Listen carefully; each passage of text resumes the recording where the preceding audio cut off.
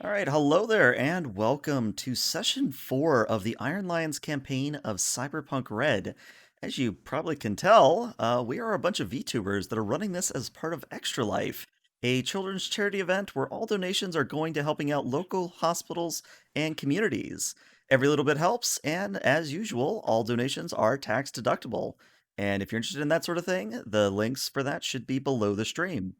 Just two quick things before we jump into things is that today, especially, is that the kids' gloves are coming off. And what I mean by that is that today is going to be a heist style session. And with all heists, there's the potential for things to go sideways very quickly.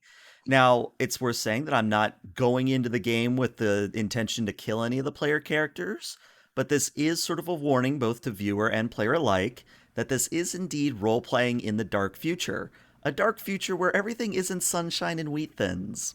The other thing I'll mention is that again, I'm not really going to be monitoring chat super closely, because I have 1,000 windows to look at when I game master.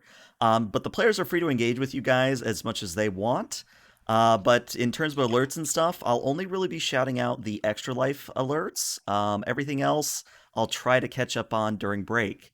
But with that said, let's just have everyone go around and introduce themselves and their characters. And let's start with Irie. Hey everyone, I'm Mari. I'm playing Demi Slide, a nomad of the pack slide. And Demi really loves drifting. And that's all I can say. She's the driver of the group. Nice. You want to go next, Yuma? Sure. My name is Yuma Yamano. I'm the leader of the Iron Lions VTuber as well. And my character is Boss, and she is a former band member of a different band. She had to leave that band for various reasons, and is also an exotic. And she has these, basically what you see on your screen right now is exactly what she looks like. And yeah, she is a little bit naive, kind of grew up in a bit of a sheltered environment, so she doesn't know too much about Night City or her surroundings, but tends to get pretty lucky sometimes, so we'll see what happens. That's Very all nice. I got. And then last but not least, Celadon. So I am Celadon. I am also a VTuber, and I am playing Phoenix, the Netrunner. She's led a bit of a storied past of a life, but she's here now with the new group, trying to do what she can to make things a little bit better for herself, as well as sing the praises of Yuri. Hooray! Oh, that's right, the manga. Oh, Lord. Yes. All right. Well, with that said, I am ELH, your game master for this afternoon, and let's go ahead, put on the shades, and run that intro.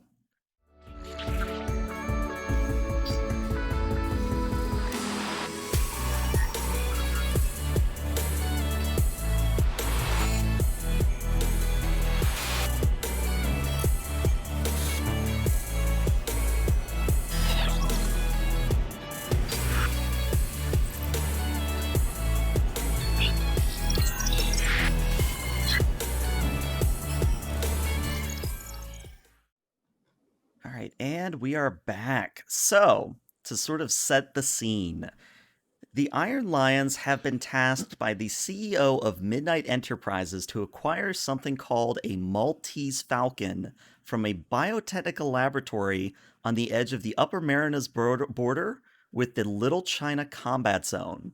Now, because this is sort of the first sort of experience of a heist with this group of players, I've already had the players do a little bit of legwork and acquire some building schematics, in addition to a cursory inspection of the facility's security. In the future, they're going to have to do that legwork on their own, but again, since this is their first heist, I'm being a little bit nice. So where this is all going is all of you are currently in your apartment surrounding a it'll be pretty much up to you all whether it's a virtual or like a literal paper map of the facility's building schematics. And it really seems that Biotechnica is really intent on keeping this bird safe. They have round the clock corpsec on the perimeter, and all entry, aside from the front reception area, is restricted by badge access. Now, maybe that's all because the facility is close to the combat zone, or maybe there's something about this bird that really warrants all the stops being taken here. But to sort of start things off, I'm going to show you guys a little bit of the map and answer some questions about it, and then you guys can roleplay to your heart's content. So, first things first, we have the reception area over here to the left. And what that is it's a set of double doors, no lock on it. You come inside, there's a reception area where you check in with the front desk, and there is a set of revolving doors that have badge access. So in order to get beyond reception, you either have to be buzzed in or you have to badge in. Directly behind reception, or I guess ahead of reception, once you go through the revolving doors, there is a laboratory, again, badge access. There's stairs and there's an elevator. If you continue going to your left, you open up to what is literally an open office. So not cubicles, but like desks with just a bunch of people next to each other. There are a few normal offices off to the right. But in general, you have the open office, and then you have just this long hallway with a glass exterior with a few couches and chairs to sit on. Beyond that open office, you have further laboratories and a meeting room. There's also an auditorium, and if you go all the way past the employee entrance, there is a set of bathrooms. And let's see. Now, what you don't know is you don't know, especially for Phoenix's sake, you do not know where any access points are. Unfortunately, that's something you have to do on site. You also don't know where this bird is. You have an inkling that this is either in Lab 1, Lab 2, or Lab 3, but you don't know. So you're going to have to figure that out once you're inside. I'm trying to think if there's anything else I should say. No, I think that's pretty much the map. So again, to sort of set the scene, you are again in your apartment. It's a, fairly swanky apartment, all things considered. But you're sort of reviewing all this data and basically talking things over. So I'm going to turn over the keys to you all. But first clarification, we didn't maybe I missed it, but we don't know where the bird actually is, right? No, Like Correct. we have to find it when we're in there. Okay. Cool. So we're chilling in the apartment. Boss will be hanging out on the couch looking at her agent. Is that what their phones are called? And looking over this chip this data chip that the Templar gave her, or that Templar gave her. And she'll call out to the others, be like, hey, I got this message from Templar when she was fixing up my suit. I think we got to be a little bit careful about what we kind of say and do from now on, because it seems like someone is watching us. After we left the suit with her, she said that she watched two boosters tail us around the night market until we ran into those Midnight Enterprises peeps. So when we started talking to them, they like pulled out their agents and called someone, and then just came back to watching her stall. So seems like she doesn't really know what they want, but just giving us a warning. I think that we should kind of keep a lower profile, although still kind of make a... You said boosters? Yeah. It says literally watch two boosters tail you around night market.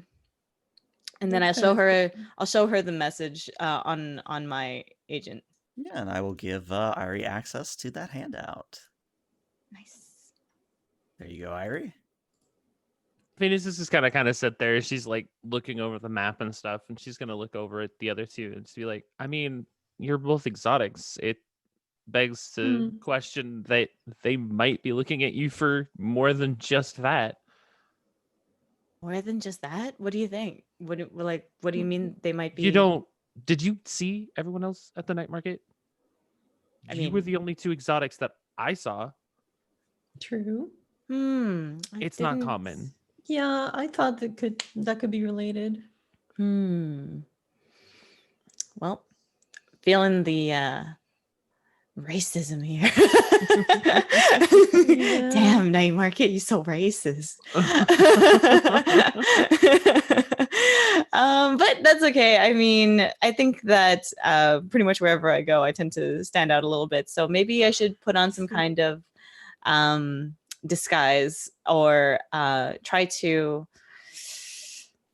And she'll look down at her different kind of more feline features and touch her ears a little bit. I don't know. It's been a while since I've had to hide these, and I don't really want to go back to that. But if if it'll keep us safe, then I think I'll be fine. Dang. I miss just, you know, the racing circuits. Nobody give a shit where you came from or who you were. Yeah, I mean, could always, take a look back at it if you want. We could always, well, after we get some money and some fame, maybe we can get you back on the circuit, and then you can drive to your heart's content. What do you think? Yeah, that'd be great. You seem like you miss it. No, Demi's like literally like breathing heavily, just like kind of like handling, like making the motion with her hands, like handling the steering wheel. But anyways, Phoenix, how do you think we should approach this job? I mean, Yeah, you've got your way around. you've got two options. You either try to just walk in the front door, or we find a way in the side. And if I don't know where the access points are, it's going to be really hard for me to just chip the security. But Mhm. the other option, and this one I think is a little bit more dangerous, but possible, is we walk in the front door, but we've got cards. Now, yeah, it seems I mean, like I could that. try to spoof it, but man, I don't know how hard that's going to be. You got that much corpse sec, it's going to be pretty locked down. I mean, would they let people who look like us just walk in there? We would have to not look like us, I think. No, I would think that I would actually want you to look like you. Really? Oh, so you'd be taking us in. Is that what you're thinking? Because Look, Biotechnica, they are looking for people who look like us. So, I mean, experiments, and she like clenches her fist and unclenches it and then looks up.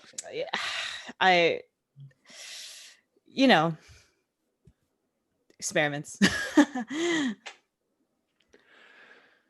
Yeah, experiments. So, I mean, as long as you don't leave me in there, I think I'll be cool. Think that this experiment could wear this fancy ass suit? Yeah, Boss does have a suit as well. But it would be kind of weird. A little bit more buff than what I got going on right now. I look at it this way. I don't think they care what you're wearing. I think they care about what you are. Mm. Do you ever see those old movies, the ones pre-collapse, where they were always talking about the weird government scientists trying to do things with aliens from other planets, talking about how they're all like, they're not worried about what they're wearing. They're worried about what's inside. They want to take you apart to find out what makes you tick. These guys, they're all about that. If they've got this bird, and if it's a bird and not just some sort of replication, you guys walk in and they're going to be like, oh, we got more things coming in. Interesting. Boss kind of sits up at that and stares down at the floor, but like her eyes are a little bit wider and a little bit more fierce at the thought of being stuck inside of Biotechnica. However, she still maintains her breathing and looks back up at Phoenix and is like, do you know what kind of stuff they do in this particular facility? I have no idea. Well, this is actually an interesting point where I can jump in. Yeah. All of you may roll me a local expert roll. Okay. Okay. Clicky clicky, boss boss. Clicky clicky, boss boss. Local expert found it. 16. And what's Phoenix gonna get? Yeah, I A expected 19. so. All right, so all of you sort of putting your heads together, what you know is the following bits of details. The first is that Phoenix actually isn't that far off the mark. While Biotechnica is sort of the like with the in all capitals, the person that or corporation that handles exotics, it's actually not that far off with exotics working for Biotechnica. So what Phoenix said was correct in that if Boss or if Demi were to walk in, if you looked like you owned the place or you looked like you had a badge, CorpSec probably isn't going to give two shits about you. Like they're just going to let you walk in because you look like you belong. Now, what I would say for Phoenix is with your 19, I'm going to give you an additional tidbit that based on your little bit of surveillance, and again, in the future, you're going to have to do the surveillance actually role played out. But again, first heist kind of a thing. You know that there are a few, shall we say, high rollers or people who look like high rollers that go in and out of the building. To sort of give you a visual description of them, you've seen two in particular. The first is a woman, looks to be of Asiatic descent. She tends to wear these sort of poofy kind of collared jackets, almost like how Yuma has the fur on her jacket. Imagine that, but more of like a high class thing or like a business suits type jacket, and that's what she's normally wearing. She definitely looks like she walks like she owns the place. Like she doesn't even give CorpSec, the time of day. She just walks in and goes from there. I'm trying to think what else. Oh, right. She has long dark hair. She has kind of eyes that look dead inside, but I mean, she's an exec in the time of the Red, so who isn't dead inside? Yeah. Right. So that's the first one. You don't know her name, but that's the first one. The second individual is a gentleman, a little bit older, still Asiatic descent. Where's your standard business suit? So 3-piece suit, usually a blue tie for some reason. And his hair is cropped really short, almost like a buzz cut. Now his name you do know. You do know that his name is Kitamura-san. Or just Kitamura if you're not going to do the honorific, but that's sort of my hint that you might want to do an honorific. You do know that Kitamura-san is at least the day manager of this facility. You also know that any new hires would have to go through him. And that is all the hints I can give you with a 19. Okay. And are you going to tell us all that information? Is that for No, she'll relay a lot of that. She'll just make sure that everybody kind of knows everything as it happens. It's cool? obviously How do you spell that? Like Kitamura, like one Yeah, I'll word? type it out in chat. Kitamura. Yeah, you're pretty close. It's Kitamura. Got it. Kita. So we know what this woman looks like. We know how she acts, but we don't know what her name is. And we have a name for the other person, but we don't really know how he acts or what. Do we know what he looks like? No, we don't, right? Actually, yeah, you do know what he looks like, and I think I'll just go ahead and reveal his token to you. Okay. This is what Kitamura-san looks like token-wise. So again, that's sort of a middle-aged businessman from probably, I think he's Japanese, I think is where I got that image from, but if I'm wrong, I apologize. Okay. And how can I see the token's full image? Say again? How can I see the token's full image? Yeah, let me blow him up so you can see him. Okay. Okay. Oh.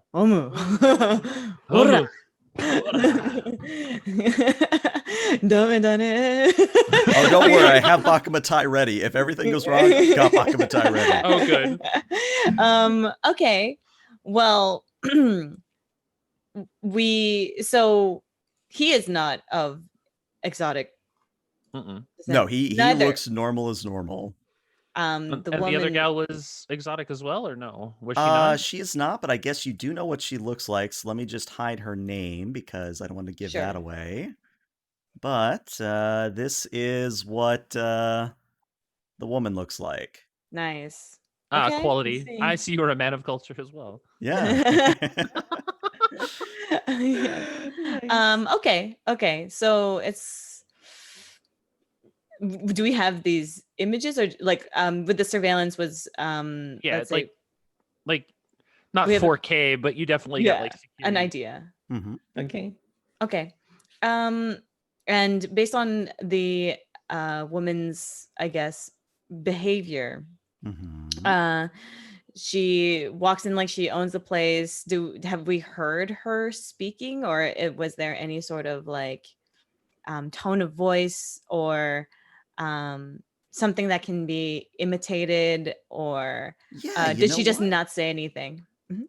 This is going to be an odd use for the skill, but I would think a tracking might actually be applicable here. Tracking. If you don't have tracking, just go ahead and roll me an int. Let me see. Tracking 0. Oh, okay. So int. So I just take my int score and add it to the D10. To the D10, yep. Okay. Roll 1d10 plus, what was it? 5. Oh. Oh no. Oh. Bad days. Yeah, Is so that just normally, Yuma? yeah, well, all of you can roll it, but Yuma, just as a reminder, normally because you rolled a 1, you would roll another D10 and subtract from that. Yeah. But a 6 already isn't passing, so we don't need to really go through that. Oh, So, okay. so boss, I'm gonna say. Oh, damn. Okay, so Demi I was really paying definitely know. attention. And Demi really knows. So yeah, I go ahead and roll another D10, Irie, and then I'm we'll, gonna say that I was still distracted by the thought of getting trapped in there forever. I think that's fair. Let's just yeah. Ooh, All right. okay. And then Phoenix, are you gonna roll too, or is that all the rolls we're gonna do? Oh wow, you guys What? both got 10s. And I got a 1. I'm sitting back Nice. like, damn. I Wish think I also got a 1 Okay, so we have a 17 and a and a 20. 20. What I would say is that yes, actually, you did pick up a few mannerisms. Again, you don't have a name, but what you do know is that she drives a very expensive car, and I have to be ambiguous here because there's not a car list in the Jumpstart rules. Sorry, right. But let's just say she drives around the equivalent of a Lamborghini, which Yeah. in Night City is a kind of a big deal. You don't just drive that kind of car around, and Demi would know this especially. You don't just drive that kind of car around because it's like the first thing you rip off. Like everybody is going to rip that thing off because of how valuable it is. You know that she comes from the northern side of the city. To sort of paint a picture of Night City, if you'll imagine, there's the city center, which is sort of in, I wouldn't call it an island, in almost like the same way that, like New York City is on an island where there's sort of a big bridge that takes you to the main city center. You know that she comes from across the bridge and somewhere to the north. You don't know where specifically, but with a car like that, you could probably find her pretty easy. Now, the other thing you're going to know is that she always seems to be carrying in a coffee cup of some manner. And trying to remember what it is in Cyberpunk, but it's the Cyberpunk equivalent of a Starbucks. Like she's walking in with a like chai mocha, whatever. PSL. Yeah. Right. Like it's always like a coffee cup, or I think you've maybe seen her once or twice with bubble tea, but it's one of those, nice. classic like I have money and I'm gonna spend it kind of gestures. And frivolous things. Oh yeah. And then Phoenix with your 20, what you're going to pick up especially is that she doesn't actually seem to have an agent, or at least you've never seen her pull out an agent. You've never seen her talking into one. She just doesn't seem to have one. Oh wow. Perhaps Interesting. to make her untrackable, because Yeah. I assume you can be tracked by your agent. Oh, yeah. Oh yeah. Pretty easily, I imagine. Anyways. That's generally why you see netrunners have like their agents are almost always connected to something. It's because they're always trying to run stuff to sort of keep the agent off the grid. Interesting. So, anyways, what's the plan? Are we going to try to imitate a high roller, and we're gonna be? Well, I look at it this way. We've got two options. We can imitate a high roller and try to walk in the front door, or we can do something a little bit sneakier, and I can try to make sure that we catch a high roller going in and try to spoof. If we spoof, we cannot get caught. Well, we can't get caught either way, but if we spoof, that might give us different access. And if this gal is going in regularly, yeah, but if this gal's going in without, if she's going in without an agent, that almost makes me question if she's sinless. For those who don't know, sinless is a Shadowrun term that basically means that she is not a full citizen. There is an equivalent of that in Cyberpunk, but it's not really something that ever comes up because in Cyberpunk, the setting, it's more or less assumed that you're either a citizen of Night City or you're part of the quote-unquote godless United States, or what's left of it. Or what's left of it. It still sort of translates in a way, but it's basically her way of saying, like, she's not from Night City. Most of the other people that you see probably are, or the people that are working here probably are, but she doesn't have the air of somebody who's from here. She seems like she's probably from somewhere else. So we haven't heard her speak. Like, we don't know if she speaks any other languages. Not with those roles, unfortunately. Not with those roles. Okay. So you think we can try to spoof her? Just trying to. If she's got any semblance of tech in her, I could try, but the better chance is this Kitamura guy. Okay. What do we know about Kitamura-san? We know that he's the manager. We know that new hires have to go through him. We could be new hires. We could have one of us. Well, even if we just know the name and we don't really know roughly what he looks like, or we kind of have an idea of what he looks like generically, then we could like act like the new kids. Maybe, yeah. I mean, like maybe Phoenix is the new hire. Or yeah, or even we are, if it's normal for exotics to go in and out as long as they belong, then maybe it's fine for us to be the, like, you know, newbie class of recruits. I mean, if exotics are going in and out on a regular, then, like, if I'm spoofing Kitamura, I'm getting each of you your own identities. You guys get your own ID, you walk in, you do what you need to do. I can do what I can to try to keep CorpSec off your ass, but I've got to find the access points first, and I've got to make sure that I'm covered. Because if I go in and I'm alone, man, that's bad news. I see. I but think if we go in best together shot is, and you guys are doing a split up, man, I don't know. It's just, look, I'm not good at this whole detail side of stuff. All I want to do is just make sure that I can get in and get the stuff we need. If we're trying to find this bird and I'm able to find some extra files, then, like, I'm golden. I guess we can try spoofing Kitamura-san then. Yeah, I think that would be the cheaper option. Sounds like, in order to try to spoof this, like, we don't know what her name is, but spoof this lady, then it would be more difficult. I mean, we have something resembling a suit, but when it comes to the car, when it comes to you know, getting some fancy drinks and all that stuff, it feels a little bit more difficult. But if we did want to go that route, I wouldn't mind, you know, playing the part. So we can try the route of being new recruits with Kitamura-san, or even just going in and saying, I'm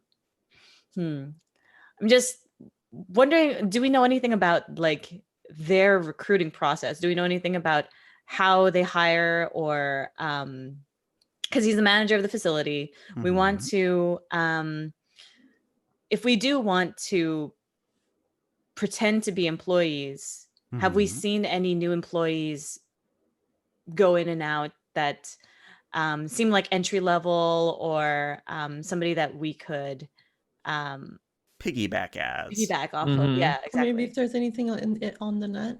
Yeah. Yeah, that's what I was Okay. gonna say. Is let's do a sort of a net search here. So why don't you all roll me another local expert here? Oh boy. And don't worry, in the full rules, there's like actual things for like library Mhm. use and things like that. So, Woo! all right. So Demi, not so much, but Boss My and Google Clue is Phoenix. very bad. Yeah. So yeah, Boss and Phoenix, what you both know is that they are hiring right now. Like this biotechnical lab is hiring. Mm. They have one of those old style like sites where it's like, hey, click here to apply. And if you were to actually click here to apply, it basically asks you a few questions just to verify your identity. And Phoenix, I think with an 18, you know that it's doing like a very, very cursory like background check, nothing like super strenuous. But as far as you're able to tell when you run it through a dummy account or a dummy identity, Mhm. once you pass that background check, it basically just tells you to show up, go through the front door, and tell them you're new hires. So it's very easy to get in as a new hire, but your access is limited. Of course. Mm. Um, as I listen to all that, it sounds like that's a pretty easy way to get in the front door. Is there a way that we could like upgrade as we go along, or is I there a mean, I way? can get access inside, absolutely. Mm-hmm. Yeah. But that's something we have to do when we get there. And that's Mm. something that we have to get in, get it done, and get through, because the faster we get in there and the faster we get out, the less time we're going to have to worry about them actually trying to double check us.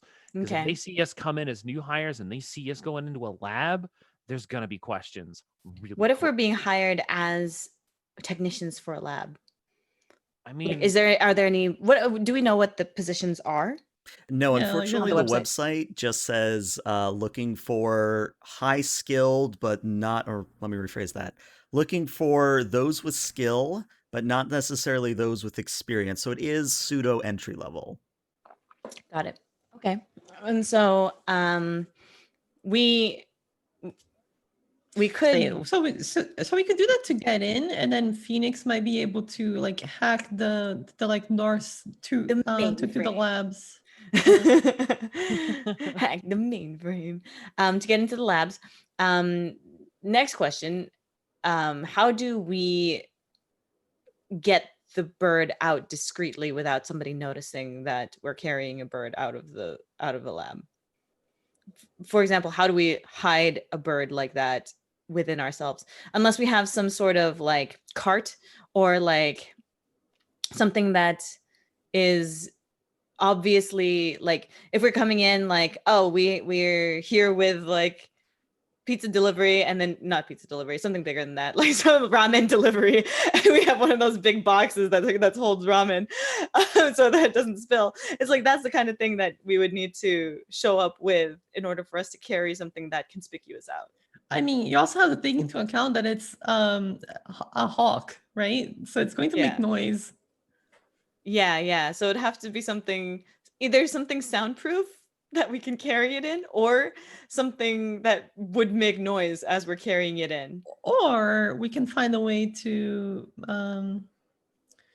maybe like, what's the word? Sedate it? We could sedate it. What state did they want it to be returned in? alive, usable. Look, if you're just gonna go in and be Gumby, that's fine. But like, all I can say is, at this point, all we need to do is figure out how to get in, find it, and get it out. Right. You don't have the ability to just walk in with a box and then walk out with the box with a bird in it. Yeah. It's just not how it's gonna work. Well, so wait, can you repeat that one more time? You said we need to be able to get in get the bird and get out. That's correct. Yeah, However, but I'm trying to we think have to consider that we have to get out with the bird. right, we have to get out with the bird. So like, isn't that what we're trying to figure out, how to get out with the bird without getting in trouble? Well, it's I one of mean, those things people where are I'll gonna throw you guys a notice it. hint where you don't necessarily have to do it clean. And I guess this is sort of where I sort of explain how usually heists go. I mean, you guys are on a good track here. I think you guys are making, sort of good plans here. But to sort of give you an overview, there's sort of three styles in just not only Shadowrun, but the Cyberpunk as a whole. There's three sort of genres or ways you can do heists. The first one is called Mirror Shades. And Mirror Shades, or let me actually back up. The first one we'll say is Black Trench Coat. And what Black Trench Coat means is you literally go in and out. Nobody knows who you are. Nobody knows what you did. It is quite literally the quote unquote stealth run playthrough. The third one, and there's a reason I'm doing it in this order. The third one is what is known as Pink Mohawk, where you literally roll up with the gaudiest pink mohawk you can, or something that makes you stick out. And you are flashy, everybody sees you, and everybody knows what you did. And then there's what is in the middle known as Mirror Shades, where you do a mix of both. Now, what I would say in Cyberpunk specifically, there are benefits to going Pink Mohawk. There are benefits to doing Mirror Shades. And most of that ties to your reputation, which we haven't done a whole lot of so far. I think we've done it like 2 or 3 times. But if you like want to get your name out there as like a premier Shadowrunner, you do sort of have to be seen, at least, or leave a calling card of some sort. I see. I mean, we have my car with literally my face on it, so. I mean, that's pretty mohawk. Yeah. Okay. So in that case, it doesn't matter if they see us leaving. What matters is that we get out and they know that it's us who did it. Okay. Yeah. In that case, we just like looking at the plan, like of the at the blueprint for this biolab. Like, if it's in lab 3, I think we can get out pretty fast. But if it's in lab 2 and lab 1, it might be a little bit difficult to run out. Like, even if they see us, or even if not, with a bird that's like flapping about, is what I'm most worried about. The bird just has to be in a usable state, right? Like, Gosh, you're the worst. It has to be alive. It has to be alive. Yeah, alive. We just have to make sure that whatever it's currently being contained in, like whatever transport that it has, is what we use to transport it from point A to point B, or I guess from point B to point whatever. All we have to do is make sure that it's alive and functional when we get it to the drop off. That's the important part. Yes. Phoenix, could you like, if you like hack their whatever, could you like mess with their AC? Yeah. I mean, I could do a lot of stuff once I'm actually in. It's more of a matter of, finding the access and getting into it in the first place. Once I'm in, I'm a ghost. You're not going to be able to do anything with me. I'm basically just going to be in there taking care of what I need to take care of. It's your job to make sure that you guys keep me alive so that I can keep you alive. Okay. Yeah. So we can get in as new recruits. We can basically, once we're in, and let's say we're in whatever new player orientation we have, let's say we go into these office areas, or we're taking into these office areas. There's probably a way that we can upgrade, like Phoenix can probably upgrade our badges, and bathroom break or whatever, then head over to a different spot. We need to find out first where the bird is. Aren't they gonna find it weird though if 3 new people show up at the same time? I mean, if they have a call for hires like this, I feel like if they're just saying, "Oh, just show up," then a bunch of people are probably going to want to show up anyway. I wouldn't be surprised if we were the only people there, personally. But maybe, I mean, it depends on how strict it is and how many people want to work for Biotechnica. Do I know that roughly? Like how popular is it?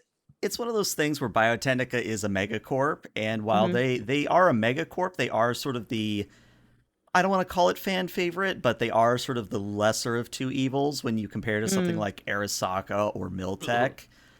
So, Ugh. you know, people do enjoy working for Biotechnica, but is average Joe Schmo chopping at the bit to work for them?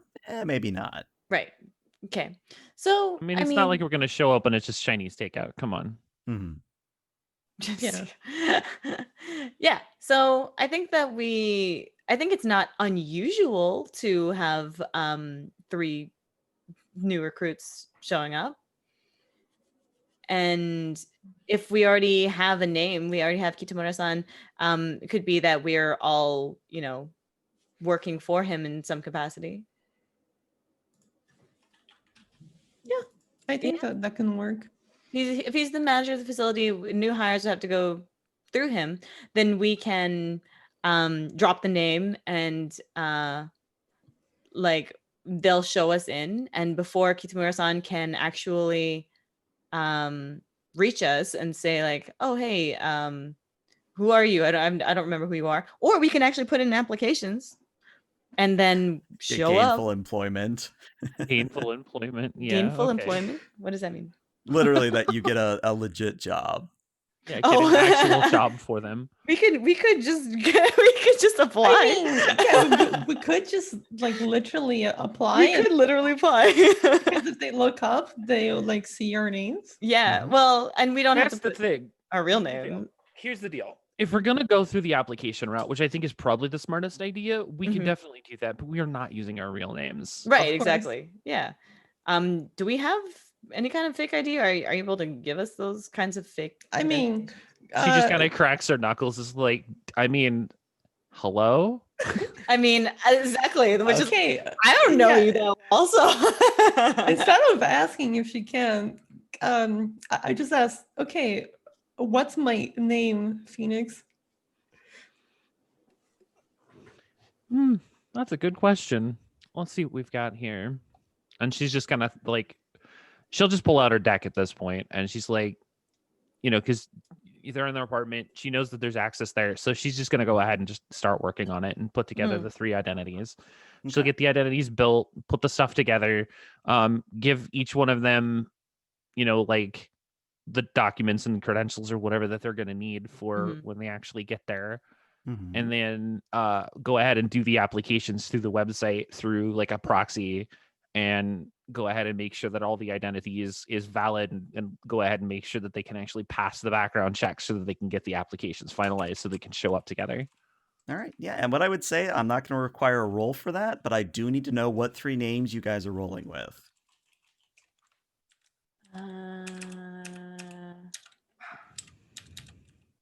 And if you get stuck, I can always generate up some on my end.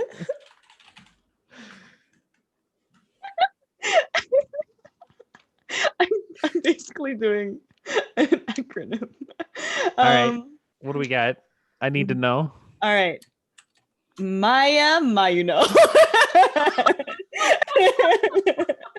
Not acronym. I was basically doing, what's it called? Anagram. An anagram. Anagramming? Okay, good. Maya Mayuno. Maya Mayano. Excellent. Like, I can put it in the chat here. I was going to say, I think I'm close. It's an A. Okay, yeah, Maya Mayano. Perfect. All right, so you're that. All right, so I got that in. So we got Maya. Perfect. All right, Irie, what are you going to go with? I was thinking something starting with Joy. And then for the last name, I have no clue.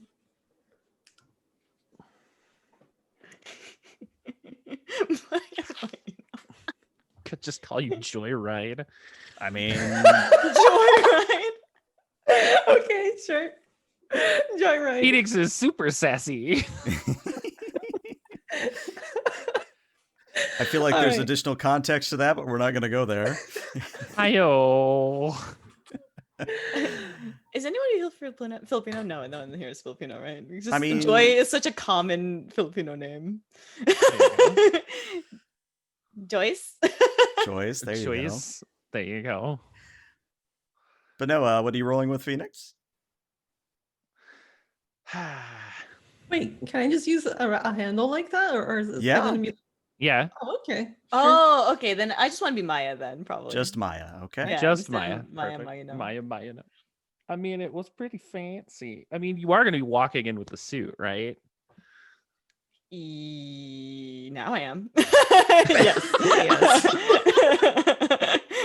Get suit Wait, was tailored my- for armor buffs, doesn't wear it for running. Yeah, well, I Great. mean, but I was like, do I have to be less conspicuous about it? I mean, No, you do you. okay, so my body armor didn't save from last I time. mean, are they gonna mind if I show up in this and it's just like shows off her clothing, which is just like a black crop top, like a mini skirt and fishnet stockings and a long, I mean, like I mean, they're probably going to knee-high like... boots. They're probably going to tell you to put on a lab coat if you go into a lab, but... I mean, again, it's Cyberpunk. Stranger people are walking around. Got That's it. true. Cool. Phoenix is just going to smirk and be like, with a name like Joyride, I'm sure they'll have plenty of time to worry about it later. My new business suit armor. I remember you gave me some numbers last time, and I guess updated it. 11 and You're, 11, yeah. you're at an 11 on each now. 11 on each. Okay, it doesn't show up as different on mine. Is Well, your token's Oh. updated, so I know. oh, that my token's much. updated. Okay, that's good. Perfect. Yay! Where's the suit? All right. How far away is this place from where we are right now? I would say that right now you guys are... Let me actually look at a map in Night City here. You guys are somewhere in the northern suburbs, so depending on how fast you want to get between point A and point B, and depending how traffic is, maybe about 10, 15, maybe 20 minutes. Hmm. Well, it's not far. So I noticed that there's a employee entrance as well as a There reception is, area. yes. Yeah. So we could do the reception thing because that's what the new recruit thing says. But as soon as we have better access, do you think that it's better to gain the things that Phoenix needs and then be like, oh, we're going out for lunch, be back, and then we go out and then we come back through the employee entrance? I cannot mean, comment as people the are game gonna- master. No, I'm but- talking to the others. Yeah. Oh, yeah, I mean, if that's what you or wanna maybe we do, leave but- through the back exit. I don't know, depending on like what's closer. There's Yeah. only two ways in. It's either the front or the other front. There is no Yeah. back. Yeah. You know or- what I meant. Unless you Right. want to jump out of a window. I mean, I have can to- land pretty. The idea has crossed my mind, but we should probably go where my car's gonna be. I mean, if this, depending on how big this falcon is, could probably use it as one of those, like, grab its legs and just float down. Yeah, The Breath of the Wild approach. There you go. Yeah, okay, Wow. sure. Depends how big it is. I mean, do we know how big it is? You have no idea It's how not a big it hog. is. I mean, this could be some Um, giant albatross, My I don't know what God. an albatross is in character, but it could be No. a giant albatross. Okay. Anyway, so I'm gonna go in as red. As just red, R-E-D. Okay. Alrighty. So, what I'm going to say then is we are actually going to take our 10-minute break, and then we will begin the heist proper. Because, again, as a reminder, heists can go very poorly very quickly. So I want to give us the most optimal amount of time possible so we're not pausing in the middle. Got it. So we will be back in about 5 to 10 minutes, everybody. Stick around.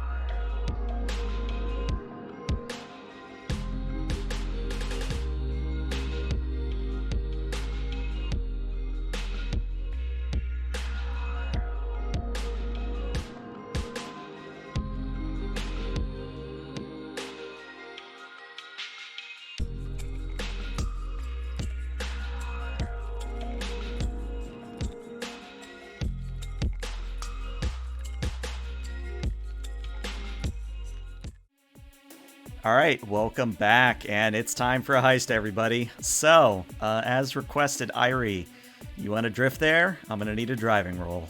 Yes, I do. I mean, every single opportunity, right? Yeah, you know, gotta be flashy. Gas. Mhm. Okay, so I'm gonna tap on the gas. Let's go.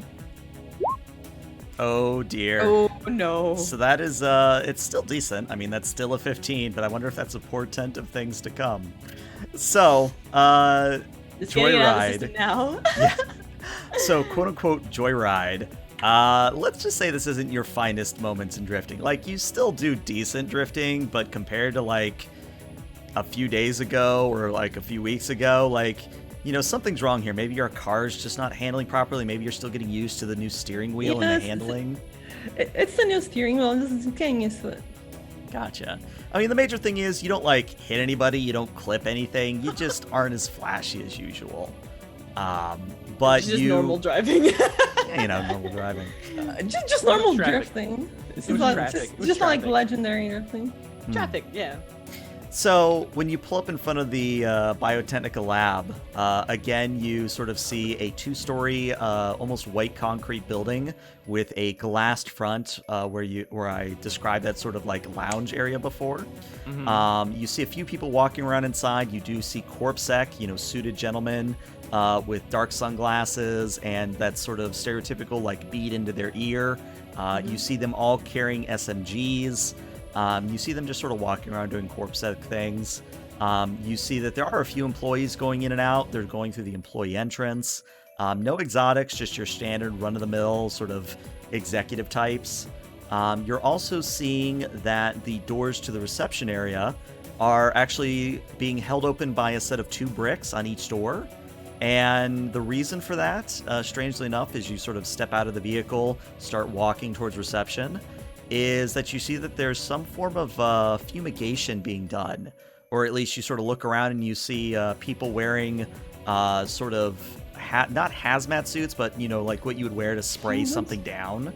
You also see trucks for what appears to be a Bob's fumigation service. So you don't know what that's about, but there's that going on. But yeah, is there anything you guys want to do before you walk into reception?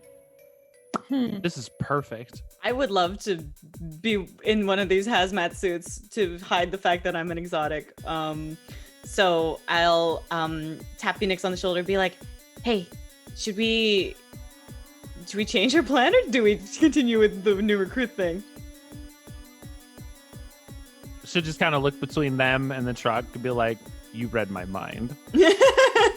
Oh boy. Changing on the fly, let's go. And so I maybe walk up to the truck and like just try to take a peek or like maybe listen to see if there's anyone in there or if there's any activity inside of the truck.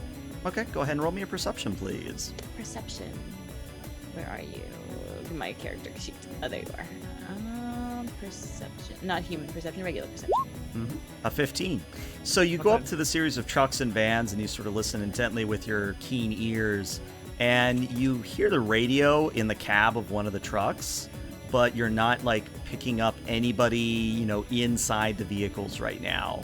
But what I would say is with the 15, one of the vans, the back is already open and you do see two quote unquote hazmat suits inside. Perfect. Demi, come here. What is it you want? I mean, boss. Let's put these on. It'll make us less conspicuous and more like we belong. What do you think? We have a plan, you know. Yeah.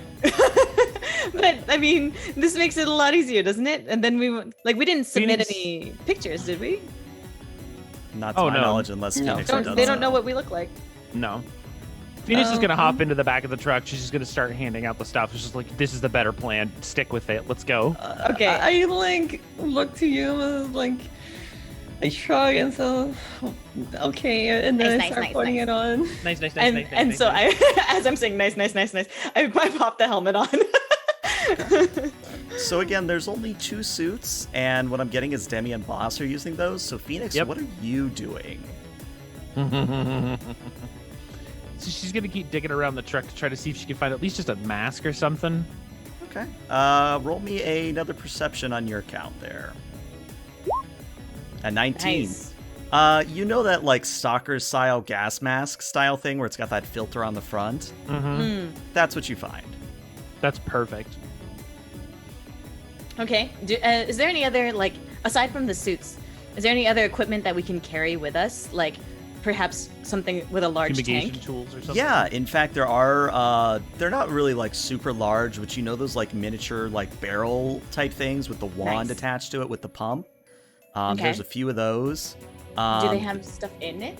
Or is it Yeah, empty? there's some sort of liquid in it. You shake it and you're not really sure what it is, but there is some sort of liquid inside. Okay. I'd like to. Does it seem toxic? Do I know? Like, would I be able to smell and see it's if? a fumigation truck. Yes, it's I toxic. mean, I mean, you don't know. It could be water. If you need like a pretty much a hazmat suit for it, you would imagine that there's a reason for it. Mm-hmm. The only thing I would say is that you sort of turn the barrel around and it has like a warning sign on it, like don't put in your eyes, don't drink There's like a this. Big red symbol on it that has a dead like skull on it. Maybe it's toxic. Don't be such a tube. Let's just go. Okay. I'll carry it with me anyway to see. All right. And so I have this thing on my back that I assume you can equip it like a backpack if they're Yeah. fumigation peeps. And we got the suits on over my already existing fancy suit, and I kind of pose outside of the truck, like nice. All right, let's go. All right, I just trail behind you, boss. All right, so the three of you approach the reception area, now ensconced within the Bob's Fumigation Service detail, and as you walk inside the reception with Boss at the head, the corpsec gentleman behind the reception desk sort of looks at you all and just sort of waves you through. Yes. He just sort of pushes a button, and you hear the unlock of the revolving doors. However, as you're walking past, so Boss and Irie, you guys get almost to the revolving doors before the corpsec guy kind of looks up at Phoenix and says, "Oi, where's your suit, buddy? Don't you need a suit? All of them have suits." She just kind of whacks at her arm. Door plate. Don't worry about it. I'm just as safe as they are. Roll me a persuasion here. Okay, a 30. Wow. You're super convincing.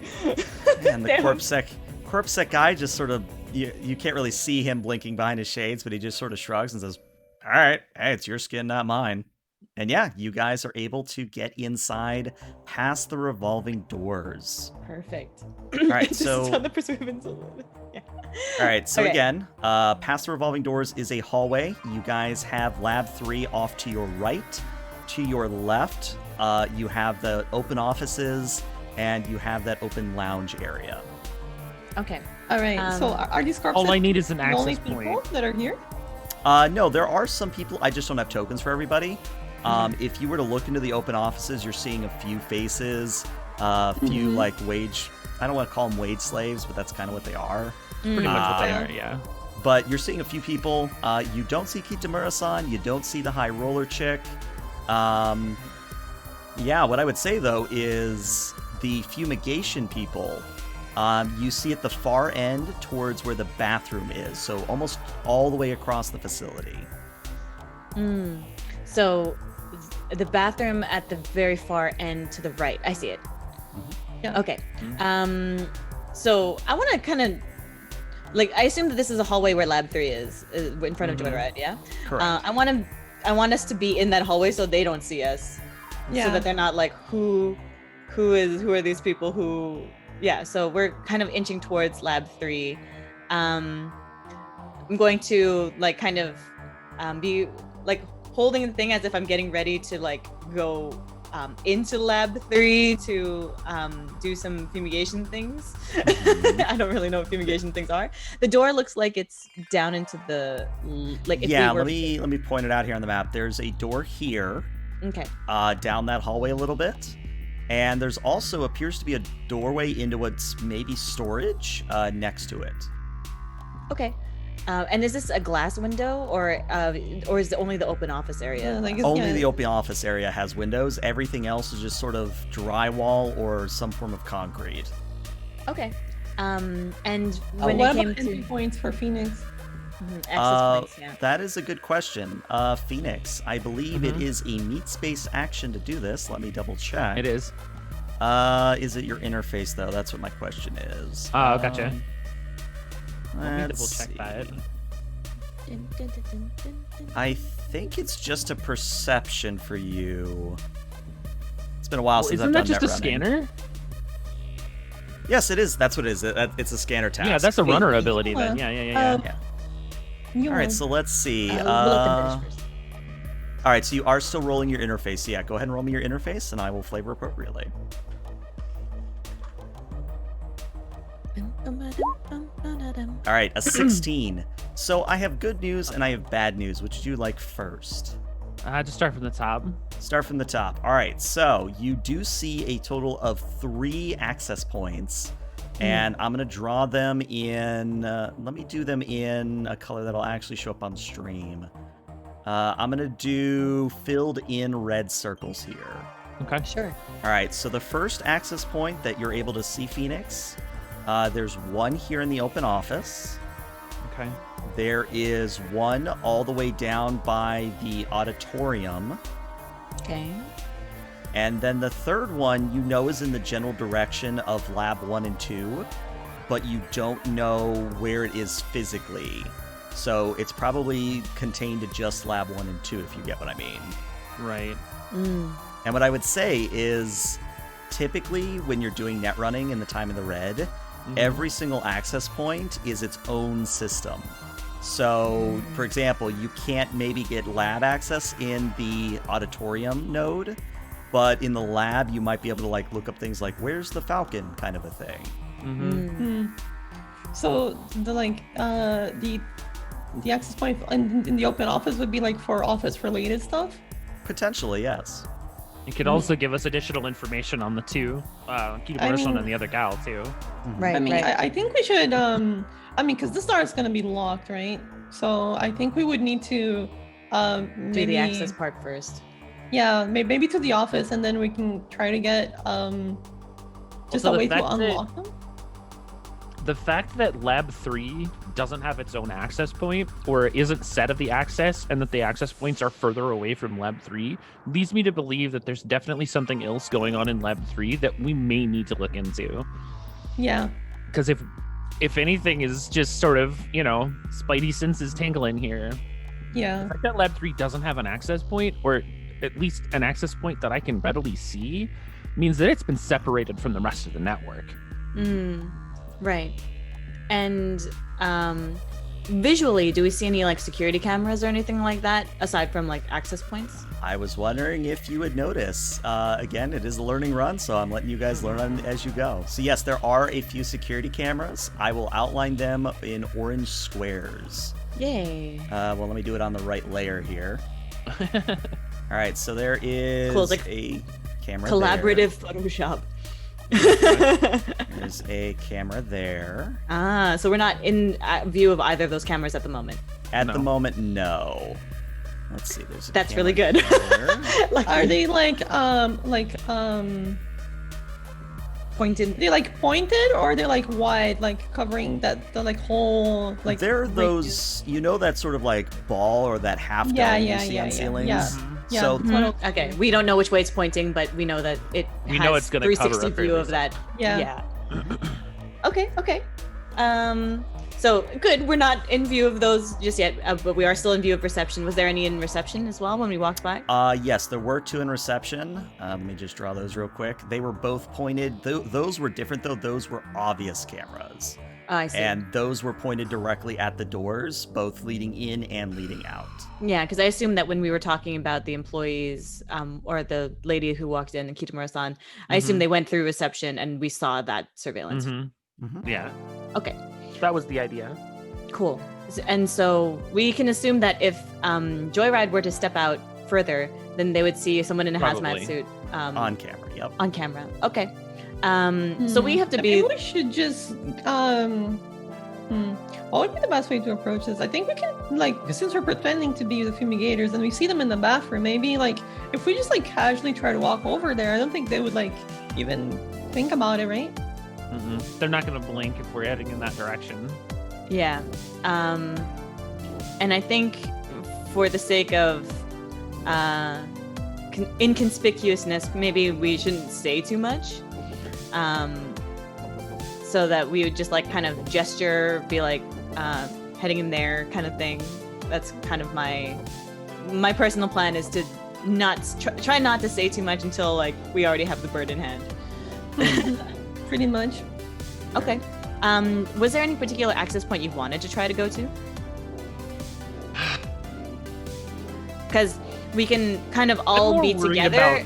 I want to know what that access point is that's at the furthest by the auditorium, because I feel like having something separate from that means that they've got a separate system for that. The problem is that if the labs themselves have a separate access point, then that's going to give us where all the data is for what's in each of the labs. That's the important part. But maybe if we get the access point in the open office, we can try to just buzz into lab 3 as well. Like maybe we get like we can, I don't know, somehow. Well, If it obviously helps, we need to go one at a one thing time, I would but- chip in and say real quick is that to be in an access point, you have to be within 6 meters of it. And if you leave the 6 meters, you automatically jack out. But there is sort of a penalty you have to be aware of if you do that. I see. So 6 meters is, let me see how far was it hold shift or control? If you hold Alt Alt, as you're I see. dragging the arrow around, you can sort of do measurements. Alt. You have to do it with the ruler tool selected. It is the one that is right below the magnifying glass. I see. Okay, thank you. Okay. Oh, 6 meters is actually pretty decent. Oh, so maybe Like you could do it actually from the staircase, and we would be out of sight. Can it penetrate walls? Normally, it can penetrate walls up to a certain thickness, but you couldn't, like, say, go outside and access it. Right. Okay. Right, but from inside, from where we're standing, I'm like, would- how do I ping? Like if I you was you hold the mouse button down as you're And it's left like clicking. here? is this an elevator? Yeah, I guess I should describe that a little bit more. So to your right, as you're heading towards the open office, there's an elevator and a set of staircases, a staircase that goes up to the second floor. Okay, and we don't have a map of the second floor, correct? Correct. You have no idea what is on the second floor. Maybe we should also, like, because if you can access the access point from the staircase, let's say, if you can attempt it and try to get it, then we can also take a peek at the second floor, or maybe gain access to some kind of schematic of the map of the second floor as well. Yeah, that'd be useful. I mean, I could probably see about grabbing something about that from the open office access point. At least Yeah. see what kind of access it's got. Can we just like chill in the staircase? Because there's no cameras in the staircase, right? As far as you're able to see, there are no cameras in the staircase. Yes, you could potentially chill in there. All right. All right. So we're going to try that first. All right, woo! Let's chill in the staircase. All right, so you guys enter into the staircase, and Phoenix, let's go ahead and do a little bit of net running here. So, first thing you need to do is jack in. That's going to be your first net action. Remember, you have 3 a turn. So, you've used 1 to jack in, and you're in the system. You have no idea what's in the system, and this is sort of your tutorial to net running. So, when you go into a system, you typically would run something called a Pathfinder, which reveals sort of the map of the area. And it's very simple. It's just another interface roll, and depending on what you get, I describe how many layers there are. All right. Well, we're going to run Pathfinder and see what we can see. All right, a 12. What you're seeing is that, or at least all you're able to see, there could be more, there could be less. There are 2 layers or 2 levels to this net running architecture. The first one, you see that there is a password on it. The second one, you see that there is a file, and there's a black ice there. And for those who don't know, black ice is basically a attack program or something that netrunners do not like. Okay. Can we backdoor the one that isn't covered by the black first, ice? like the first floor, yeah. So yeah, backdooring it in, getting past that password, go ahead and roll me a interface, please. Oh, crap. Yes, unfortunately, as you sort of mess with your cyber deck, so for everybody else, Phoenix puts down their virtual reality goggles and begins to do sort of these motions across their deck and in the air. And while they are seeing, you know, in their augmented reality, they are seeing like holographic displays and augmented reality type things, you just see him doing these weird gestures, or her doing these weird gestures. And it's one of those things where, unfortunately, Phoenix, like, you try to get past this password, and you have been rebuffed. Like, you don't trigger any warnings, but you fail at getting through the password. But that is the first turn. We're not technically in combat, but I am going to roll something here to see if anything changes about your situation. It does. So you all hear from the second floor, you hear the door open, and you hear somebody coming down the staircase. I'm going to quickly have my direction starting to head up towards the staircase. And if do they seem like they're gonna stop and like question, like do they have a questioning look on their face if they see me? They have not seen you yet, so you do not know. Oh. Can we look at them? If you want to wait, you can, yes. Do we want to wait, boss? That's a good question. I was gonna say that we could look like we're supposed to go upstairs to do the fumigation upstairs, but we don't know what's upstairs. Maybe they'll like suss us out because like, wait, but there's nothing to fumigate upstairs. I'll give you another 30 I'm sure there are seconds. bathrooms upstairs. I'm sure there's bathrooms upstairs, right? Because if they're in the bathrooms, then we can say, oh, they're doing the bathrooms downstairs. We're going upstairs. Make the call. All right, time's up. What's the call? I'm gonna start heading upstairs with my tank thing, and I'll be like, and just try to walk past the person without being, start motioning towards them as if I'm going to go past them. Okay. So what you see? I'll go behind you, Mom. Okay. Behind boss. So what you see coming down the stairs, or who you see coming down the stairs, is another Asiatic individual. Apparently Biotechnica has a thing. She's a little bit more softer faced. She has sort of like a bob cut going on, or at least a bob cut that goes down to the shoulders. Standard sort of black eyes, or at least darker brown. And she seems to be wearing a little bit more lipstick than you might expect on your average exec or average wage slave. And she just sort of sees you going past, and unless you deliberately confront her, she just pretends like nothing's wrong. And again, unless you stop her, she exits the staircase and heads out into parts unknown. This is the Yuma bait, isn't it? This is the Yuma bait. This is totally the Yuma bait. Yuma bait! Come on, boss, let's go. Abort! I kind of stop mid step for a second, but then I like freeze as she walks by me, and I'm like, no, I gotta focus. I hold Yuma's arms and like, be strong. Be strong. Nice. Okay. Plenty of fish. Okay. And she's All right. So, you guys proceed up to the second floor, and what you see on the second floor is much like the first, only just different titles. So instead of Lab 3, it's Lab 6. Instead of Lab 2, it's Lab 4. Or let me take that back. Lab 2 is Lab 5. Lab 1 is Lab 4. Got it. You still see that there's open offices, the big sort of glass exterior next to the open office. The auditorium is, of course, multiple floors, so you do see that. You also do see that, as expected, there are bathrooms at the far end of this facility. The same amount of corpse sex and cameras and... Correct, yes. It seems to be a mirrored layout. Before we continue, was I able to get a decent look at her when she walked by? Like, you described her as Asiatic, like, just for my future reference, just so I know. For science. Little science. Roll me perception. We'll call this a Yay! perception. Okay. Sorry, I didn't mention it earlier. I didn't want to interrupt. No, you're Okay. fine. Perception.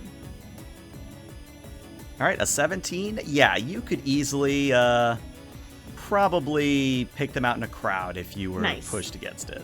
Perfect. Boss- That's boss all I has can If you know. were pushed against it. Graphic memory. Like, For lesbians. Photographic memory for hot ladies. Okay, I'm good now. Okay, well, we're on the. Are there similar access points and things like that? Yes, again, it is literally a mirrored layout, so they are the same on both floors. Okay. Did you want to try again? Oh yeah, no, absolutely. We're gonna try again. All right, Okay. yeah, so go ahead and roll me another interface, please. Come on. In 11. Yeah, so what I would say is when you jack in and try to get into the next access point again, you are rebuffed yet again.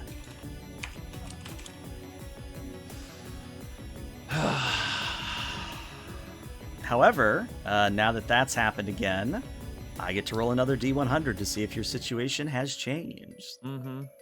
All right, no, you're good. Nobody's entering the staircase. Nobody's really questioning what you're doing. You can Nice. potentially have another shot. Yep, we're gonna go again. Okay. So go ahead and roll me another interface.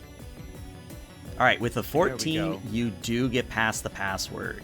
And when you Yay! do, you see that there is a file on the this level of the architecture. Okay. Oh. I'm gonna take a look at the file, see what's going on. Okay. So luckily, the file is not encrypted, and you open it up, and what it says is the following. It says, it's actually sort of an IM or an email conversation from Kitamura-san to someone called Kaba-sama. There's your hint. Kaba-sama. Kaba-sama. Sama.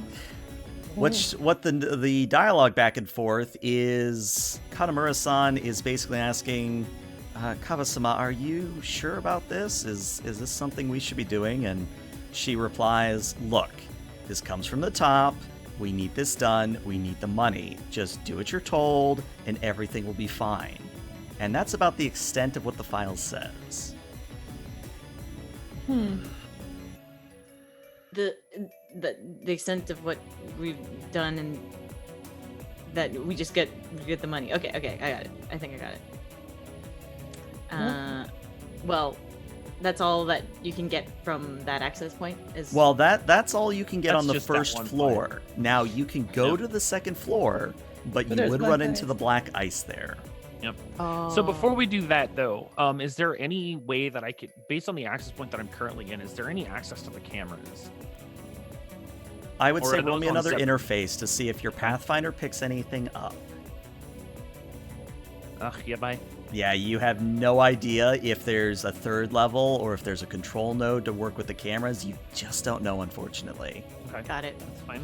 Okay. Well, we're still inconspicuous at the moment. Yep. We're still not so suspicious because we're still Bob's fumigation team. So I could give it a shot, but man, I'm worried. Phoenix did say that we should try to get in, get the bird, and get out as fast we as don't know where the possible. bird is, though, right? That's So the we have problem, to is I'm still trying manually find the bird. Yeah. we have to manually find the bird. I'm just saying that sitting here doing nothing makes me a bit anxious. But if you guys think this is the best use of our time, then let's keep going. So as you all are debating what to do next, if you'll imagine, the reception area on the second floor is actually the security office. And walking out of the security office is almost like a full Borg individual. Like he is... Show ya bye. He obviously has chromed arms. He has sort of a chromed collarbone. His silver hair is cropped short, and he has obvious sort of cyber eyes. And he just sort of walks out as if he has a place to be. And he sort of looks at all of you, raises an eyebrow, and I'm going to let you sweat a little bit. I'll nod, but like with the helmet, it's not so obvious. It's like kind of do one of those like sup. Yeah, I'll like raise my hand like, hey, we're here, we're doing the thing. But you're not saying anything, right? Just kind of Yeah. waving. Okay. Nothing. And he just sort of Wait, points in the one. direction of the bathrooms. Oh, nice. Okay, Just give so him a thumbs up and start heading that yeah, way. yeah. Give Yeah, thumbs up and yeah, start heading thumbs over. Nice, perfect. Thanks, bro. All right. Okay, perception. We see anything special once we get into the open offices? Yeah, go for it. Go ahead and give me that perception. Sure.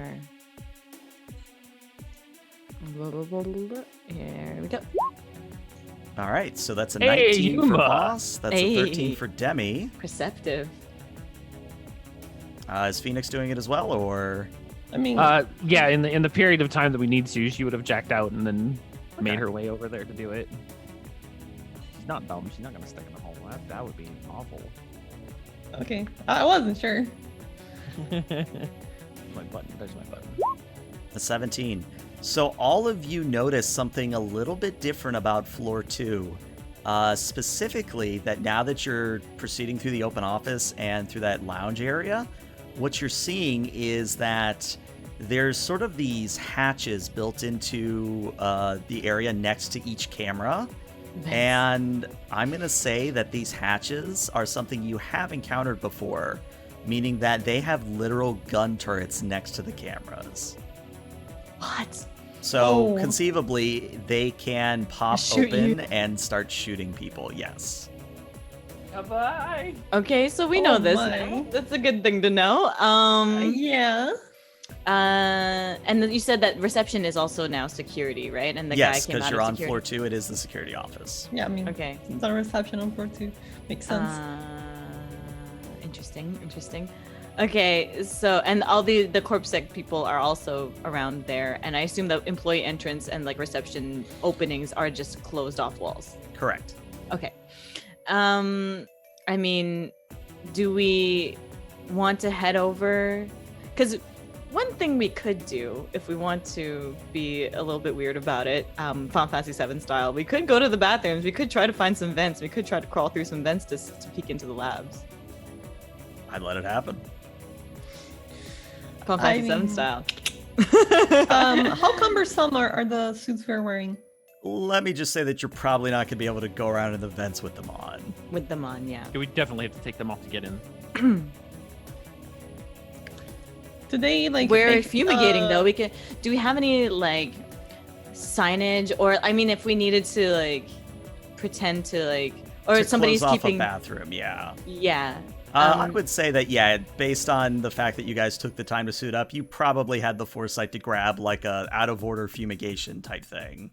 So we Mhm. could technically put that there so that people don't enter, and then crawl through some kind of vent to like just see the sus. and- Are we really gonna be crawling through the vents in the bathroom without any like anti-fumigation suit? Because that sounds like maybe like the fumigation they're doing in the bathroom below could affect us, and that sounds bad. That's true. Unless they're separated. If they're separated, I mean, if the guy's pointing us in this direction, we could just do a quick like, I don't know. Do we have any like equipment that like tests how toxic an area is? Because if that's the case, like if we grabbed anything like that, then we can also Probably just a see if- D100. D100. Or D100. I'm gonna say you didn't think to take one, so you because Okay. I think that's also in character. Like you don't know what a fumigation involves. Yeah. You just know that they have spraying Yeah. wands. So Yeah. He just grabbed a tube and a wand and said, "That's good." Yeah, and the out of order thing. Oh, okay. I Yeah, feel like let's just go to Boss the is bath. in character, but would the others have been in character? I don't know. I mean, I was the one who grabbed the out of order thing. yeah, I was gonna say, and I think Phoenix was specifically looking for the mask. So yeah, I'm gonna say unfortunately you don't have something to detect how toxic things are. Okay. In that case, then, like, any of us have any sort of like resistances to that kind of thing? Like, are we? No. We're No. just going to We're the just bathroom. normal. We're just going to the We'll bathroom. figure it out from there. All right. Maybe we can just like once we're like close there, we can Phoenix could go to the auditorium, try to go into that one. Cause like they're not suspicious of us. I think it's fine if we're not like literally all together. I mean, what's the distance from the bathroom to the okay, bathroom? It's a little bit too far, actually. I mean, what is this place right here? That's another another staircase. staircase. Hmm. But So yeah, she could. I be mean, in the yeah. Go ahead. what I would say is that, boss, as you sort of go past the open office and the room opens up to your right as you proceed toward the auditorium, coming out of Lab 5, the door opens, and an elderly gentleman steps out of it. He's wearing the standard sort of lab equipment where, the white suit, the white over jacket. He has almost like a half-balded head where only the sides of his head actually have hair. His face is worn, and he's wearing a name tag that says Dr. Newman on it. And he's not really giving you the time of day, but you do notice that he did just open Lab 5. Okay, so is he? She's gonna open. she's gonna give boss the nudge, but like, breathe in, figure it out. And what? Wait, one more time. She's just like, breathe in, figure it out. We need in? Oh, I Yeah, we see. need to get in. Like, talk to him. He's figure it left out. the door open. We need in there, right? Right. Figure it out. Figure. Okay. I'll. It's our best shot. I'll start kind of sidestepping over there, and there's a camera there too. I'll just kind of like act like I'll stand fairly confidently and kind of wait for him to move out of the way, so like as if we need to get in there, and we're waiting for him to finish, like to move past us. To move out of the way. Right. Yeah. I'm trying to think what this would be. Maybe go ahead and roll me a... What would this be? Go ahead and roll me a cool. Just a straight cool A here. cool. So that's Man, all right. I got a 9 on cool. That's so cool. is it You got a this. It's D10 roll plus 1 your cool. D10 plus cool? Okay. Mhm. 1 D10 plus 9. All right, Nice, a not 16. So you don't pass, but you don't fail. So it's one of those things where you sort of get into almost like a chicken match where Dr. Newman's like looking at you, you're looking at him, and you're both kind of like, what are you doing? Phoenix will come around the corner and is like, "Oh, hey, how's it going?" So, boss said we need to do a quick once over on the labs. We got to get the lines, along the floorboards, just to make sure. It's completely non-toxic though, so don't worry about it. You guys can go right back in. Give us like 5 minutes. And then Roll I me just a nod. persuasion, and what I'm going to say is that I am going to tack on a -8 difficulty or a -8 score on this task. So whatever you roll, -8. Okay. Wow. Let's go. What? Wow. Yo, you Wow. persuasive as fuck, dude. That Wow. is Corpse head here than Let's go. that is extremely impressive. And yes, That is. Newman sort of just blinks and says, I mean, we've had this cockroach problem for weeks. I'm just glad you are here. Yeah, go ahead in. And he actually holds the door open for you. Hey. Hey, thank you. Boppy, boppy, bop, bop, bop. Move in. All right. So when you 3 step into Lab 5, what you see is there are essentially 3 rows of lab equipment benches. And what that means is, think of like a chemistry lab where you're seeing a fume hood at every single bench. You're seeing a bunch of beakers and glassware. You're seeing pipettes. You're seeing all manner of chemicals being, chemicalized. You know what I'm saying. There's a lot of chemical stuff going on in here. Science. But what you notice, and I'm going to give this to you free, Phoenix, when you walk in, there is indeed another access point. And that access point is against this far wall here. Maybe we should stick the out of order or not, the in progress sign out do there. it. Do it. I guess I'll grab it from Demi and then just do it. Or Just what? slap it on you. Yep. All right, so All right, Phoenix, so you we're gonna gonna get jack in. in? Oh yeah. All right, so you jack in. You don't know the layout, but go ahead and roll me your interface to see what your pathfinding shows. Nothing. You see a first floor. That's all you see, and That's- you see that that's- it is passworded. All right. Well, we're just gonna keep working at it. Can I look around the room to see if there's Yeah, I any wanna post-it do that as notes or well. something where some scientist left their password just bopping around? Yeah, Demi and Boss, please both roll me a perception, please. Perception. You have to remember that it's not human perception. All right, so a Mhm. 13 for Boss and a 12 for Demi. Yes, I would say at one of the data terminals in this room, you do find a post-it note. It doesn't say it's like, this is the password, but there's something like hot dog 2417. Nice. All right, then. I pointed out to like visually. I pointed out to Phoenix, and I just like so just in case they have So like just some kind kind of of Are there any Well, auditory cameras thing. here? Well, Are no, there any so- cameras here? There are no cameras in here. So the Okay. thing is about the way her headset is set up is like that. Even though it looks like her eyes are covered, she can still see you. Mm-hmm. It's basically like an overlay, so I can see Okay. both the real world and I can see the net. It's an augmented Ah. style of reality. Nice, Cool. nice. So yeah, she'll just like snatch the paper and be like, "Really? What? All right, fine. She'll use the password and see. What Just use the password, standard password. All right, so what I would say is you do unlock the first level, and that means you can run me another Pathfinder to see what you see beyond it. This is Oh, man. awful. This is awful. These You- are rough. You do see that there's a second floor now, but you are also able to tell that there's black ice sitting there waiting. Oh my god. I mean, obviously, that's just how this goes. Like, man, whatever. Wait, is it rolling it properly? Because it says Phoenix has +0 to interface. No, he's getting or she's getting It's a 7. D10 plus 7. The Really? +0 is for any modifiers on the roll. Oh, Yeah. okay. Oh, I see. Can I Hot dog. hot dog? So we know what the layout is like, right? Like, and there's obviously no bird in this room. No, you're seeing no bird, nothing that could contain a bird, nothing of that effect.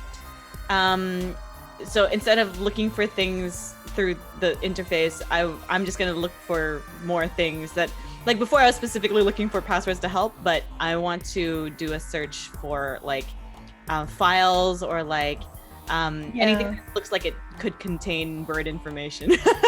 Bird information. Roll me another perception, boss. Okay. Can I do the same thing? You may do the same. 11. 11. Yeah, I'm gonna say that not to talk down or anything, but this is science stuff. You got don't no know idea what this sciencey means. things. You have no idea what any of this is. I don't science. I Can I, guess I'll like- go for my third one, yeah? Yeah, I'm My gonna let third you one out have of the way. one more attempt at this before I have something happen. Yes. All right.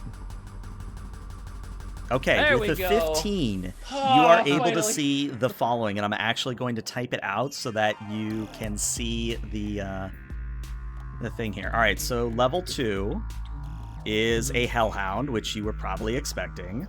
Yep. Level 3 Mhm. is some form of a file.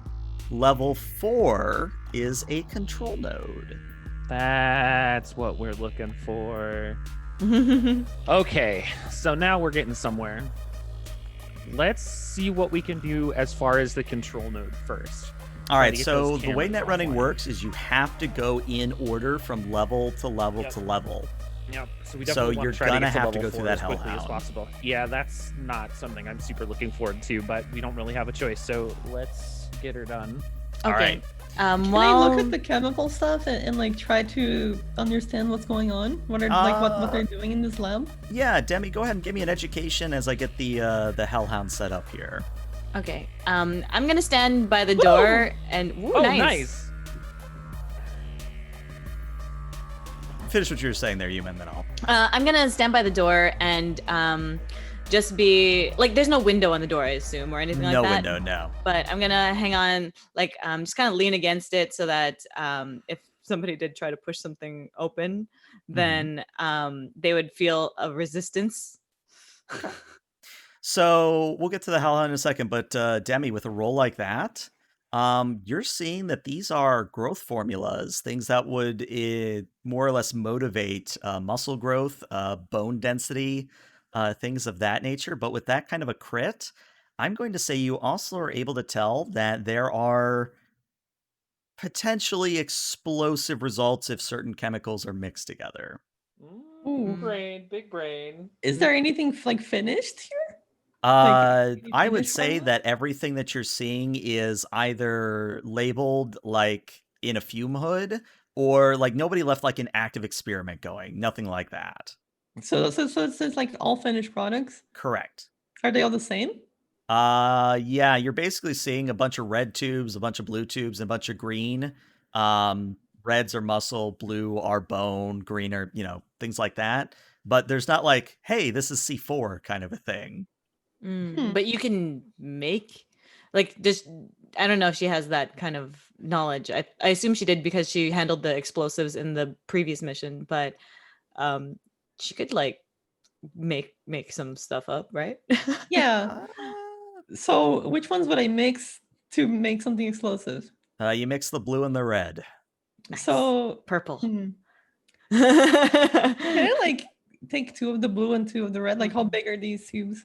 Oh, I mean, they're test tube size, so there's maybe about 5 milliliters of liquid in them. And how big of an explosion would that make? Imagine like a shaped charge, so it would blow like a tiny hole in something. Oh, okay. Can I take like a few of each? I'll like both colors Sure. and put them in my lab coat. I mean, in my like hazmat suit coat. Sure. Oh my God. All right. Now, as you're doing In that, separate pockets, right? Like blue separate together and red pockets, together, you know? just casually mix them together. So, what happens now is Purple. Phoenix, Purple. you slide to level 2, yes? Yep. All right. Oh. So, Slip into those DMs. Boss and Demi, you don't see or hear this, but for Red, what happens is the moment you slide, appearing in your virtual reality is a metallic hound wreathed in this fire and hellish nature. And it Ooh. looks immediately at you and goes, "You never should have come here." And I need you to roll me a, what is your interface? Interface is 7 yet. Go ahead and roll me 7. your interface, please. Interface? Okay. There it All is. right. And now we see how fast the Hellhound is. All right, you beat the Hellhound, so we are right. going to go into initiative order here. Ooh. But only for them, right? Yes, only for them unless something else happens, but it is your turn, Phoenix. Give him the banhammer. All right, you're going to give him a banhammer, and the way that works is that's going to be an interface versus my roll. Yep. Ooh. So you need to be to 15 here. All right, so unfortunately, you conjure up almost this spectral banhammer and swipe across it like you would with a normal hammer, and it just phases through the Hellhound and does nothing. So that's your first net action. You have 2 more net actions.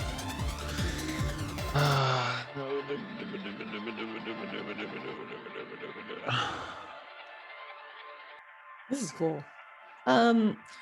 Maybe we should try to like So what is the Next- Hellhound specifically? Is he protecting anything on the second level? Like, is there anything, or is it just him? It's just him. Okay. I'm gonna try to I'm just gonna try to slide the 3. All right, so you're going to be doing a slide, which is going to be versus their speed. So go ahead and roll me some interface here. If you're able to roll a successful slide check against the program's perception plus 1d10. All right. So let's see. interface. Your number to beat here, if I can type properly. Your number to beat is that's really good. Your number to beat is a 2. Just get more than 2, and you're good. Yeah. All right. We All are. right. So you slide past the Hellhound, meaning it doesn't chase you to the 3rd level. 3rd floor. Yep. But it does get you out of the range of the Hellhound for a moment. All right. Can we grab the file? You can. All right. We're gonna grab it and we're gonna take a look at it later when we're not. We're just gonna copy it and get the hell out of here and try to get to the 4th. Okay. Are you gonna? All right. So that's 2 net actions. You have 3 would be to get the file. Right. So the third action will be to get the file. So at this point, we're back to what the Hellhound's move is. Yes. So again, the Hellhound doesn't follow you between levels, so you're good there. However, in Meat Space, as Red is as Phoenix is doing all this, boss, you hear someone rapping at the door, and it's Dr. Newman. He says, no offense, but what's going on in there? It doesn't take this long. We found some cockroaches out here or in here, so we got to make sure that the nest isn't, or not nest. No, that's right. The nest isn't somewhere in like in the vicinity. All right, roll me a persuasion there. I say it with like as kind of like serious and low of a voice as I can. Right. Persuasion. Nope. Wow. Nice! Yeah. So, I'm super convincing. yeah. God. Newman just sort of What it says, means. all right, I mean, you guys are the experts here. Go for it. Just stay clear of the fume hoods. And then I whispered to Yuma, maybe he can give us access to the other one. Maybe if we say that it might be on the other. Do you have the key to the room next door? We want to make sure it's not coming from the other room. Well, yeah, I do. I'm the head researcher. But why do you need into lab 1? That we don't have a cockroach problem with. And this, I'm going to say, is going to be a conversation roll. Conversation. Bye. Conversation. Should be just above persuasion. Oh, an 8. So Newman's like, no, sorry, I can't let you into lab 4. All right. Well, if you see any cockroaches, let us know. Right, I'll do that. Okay. And so just we won't be too long. Just hang tight. We'll be done soon. All right. So, Phoenix, you go to level 4, and there is a control node there, and you're able to tell that the control node actually handles 2 different things. Okay. The first it handles is lab access. So if you wanted to get into another lab, this is how you do it. Yep. The second thing you're seeing is apparently there is a fire control system here. Meaning that, you could turn on the sprinklers and the alarms, etc., etc. Bingo. Now I know what we're doing. All When right. you say fume hoods, like is that like those cooking hoods? Sort of. If you've never seen a fume hood before, basically what it is it's almost like a fireplace, but instead of like brick and whatnot, it's made out of non-reactive material with almost like a glass shield or another non-reactive shield that you would then sort of mix chemicals, like hazardous chemicals, underneath of. That way the fumes don't come out like they're trapped inside this hood, and they're vented out safely. Okay, so he told us to watch out for those. That's like so that we don't disrupt anything in there? Correct. Okay, so there's something in there. Well, as I said earlier, Demi did find the explosive chemicals in the in there. Hood, so... Oh, okay, gotcha. Mm-hmm. Oh, that means that he's gonna be checking it when we leave. Right? Wait, did I disconnect? Oh, okay. No, you're here. Oh, okay. It got really quiet for a second. Maybe we shouldn't be taking those things because he's going to check when we leave and we don't have the bird yet. Demi? I wonder what Phoenix is going to do first. Like maybe she... Well, the next step is to figure out what we're going to find out in those labs. Obviously, I need to access the other labs. We have the bird while we're in here. So as soon as we leave, this guy's going to come in, and he just told us to check out the fume hoods not to touch the fume hoods. And so if he sees something missing, and I'm sure that he's paying attention to his research, he's going to notice that some tubes are gone. Well, what's the play? I'll give you 30 seconds before I roll. All right. So at this point, put those Okay. back. I'm going to see what we can do as far as the additional labs. I'm going to try to find out which lab has the bird. At this point, if I've got access to it, I need to figure out where we're headed. Right. Roll me an interface, please. All right, with a 15. Nice. The bird is in lab 4. We need to get into lab 4. But as you're doing this, Phoenix, what is your luck right now? What is your luck 7. score? I'd like you to roll me a luck test here. All right. This is not standard, but I have an idea of where to go with this. Oh God. Ooh. Okay. That's not a time. So I'm going to That's give not you an lucky. option here. You can either take the GM hint, but at the risk of a hellhound coming at you, or you cannot take the hint and remain in the dark. And that's all I will say ominously.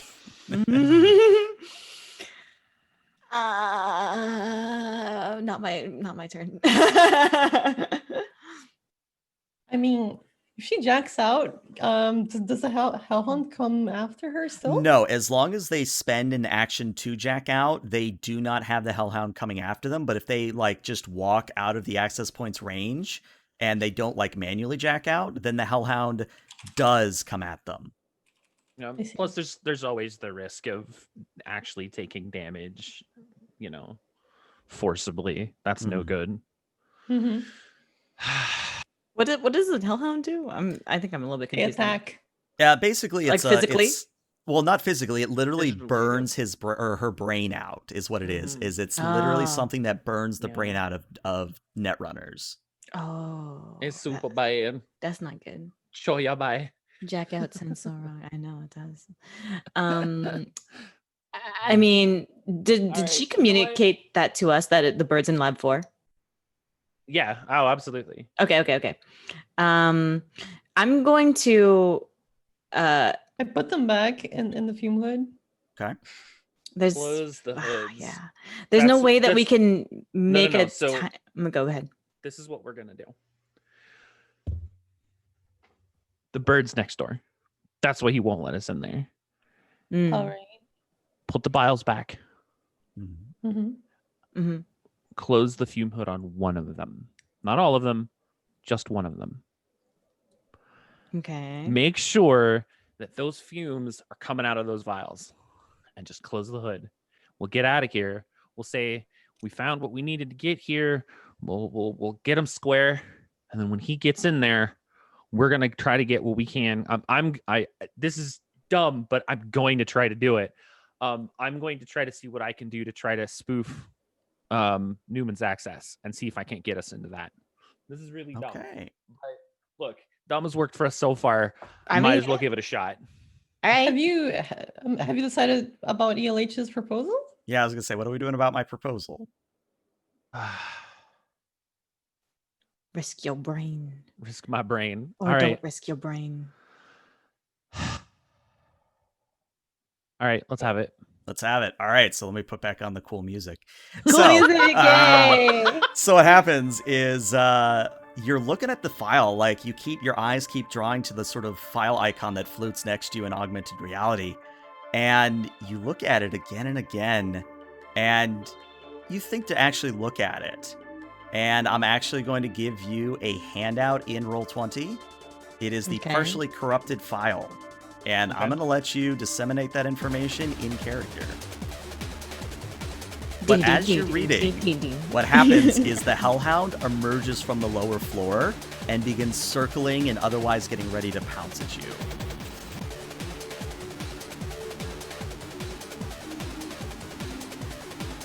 I'll give you a moment to read before I have the hellhound What? actually attack. Oh no.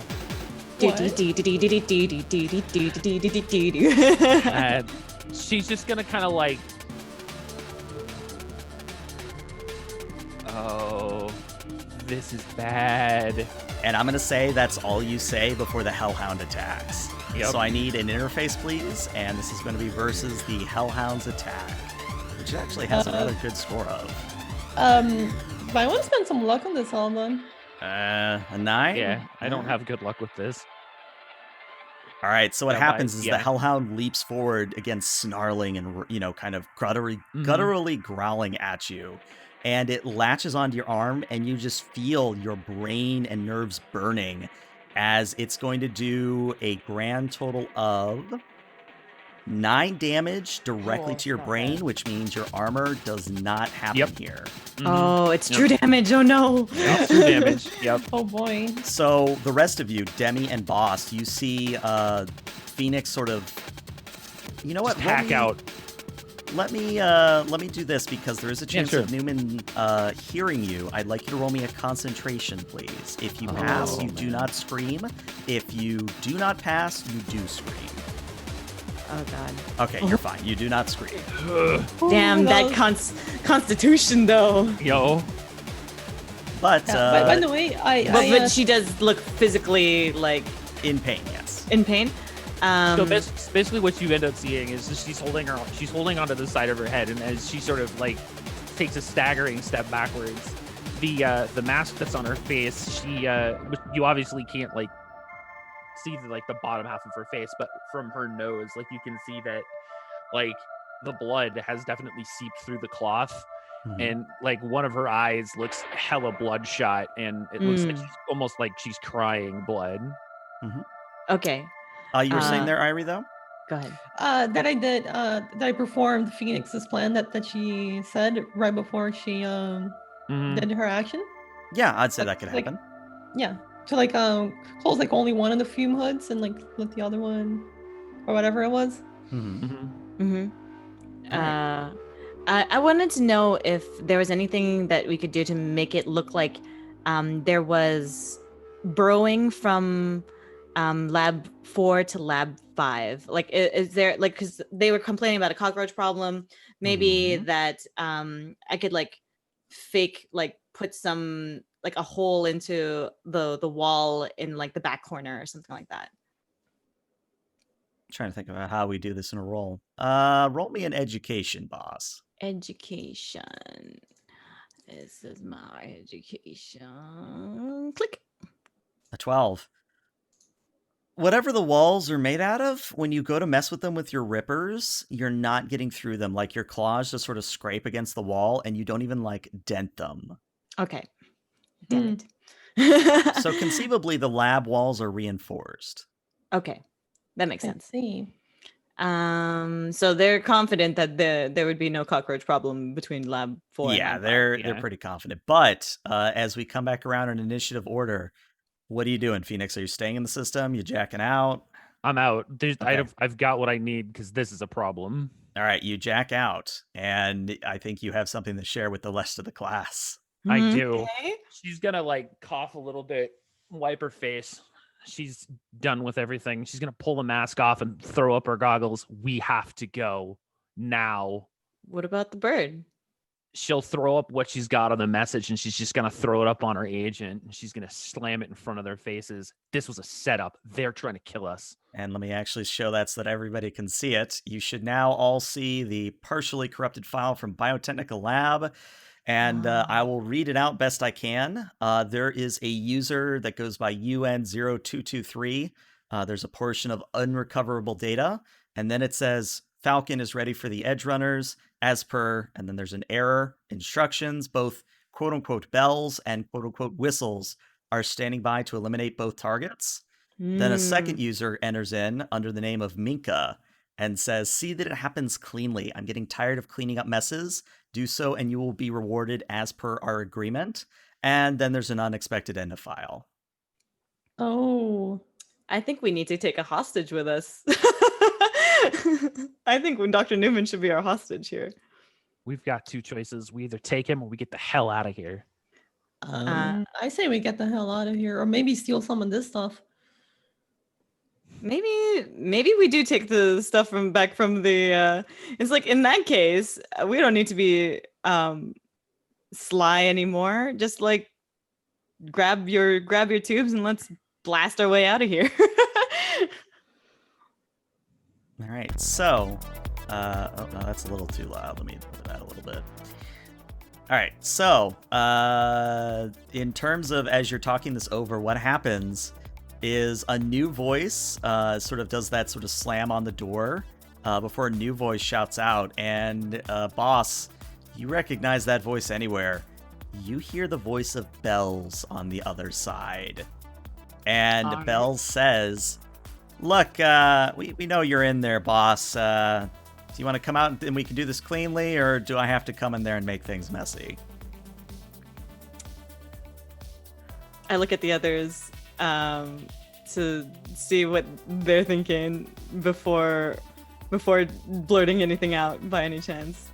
Because there's a lot of them out there. This is not good. This isn't good. she's gonna look over at Demi. Those things blow up, right? They do. And I have a few of them. Make it rain. Hmm. When exactly? How do you badly do want? they blow up? Oh my gosh, you're getting a raid, by the way. You're getting a lower VT Oh, raid. hello Raiders. How are Hello, you Raiders. doing? Hello, hello.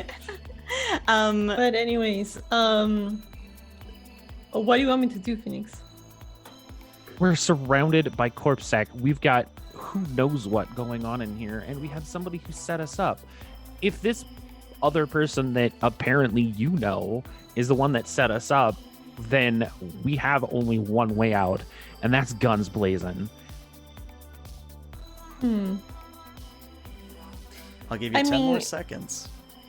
What do you think? Let her come in? In the meantime, I'm gonna just be like, we're doing a fumigation here. Can't just barge in while there's toxins going on over here.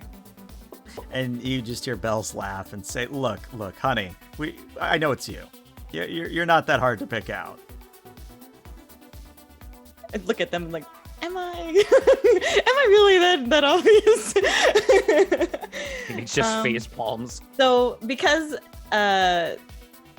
so we have fumigation suits on. You do.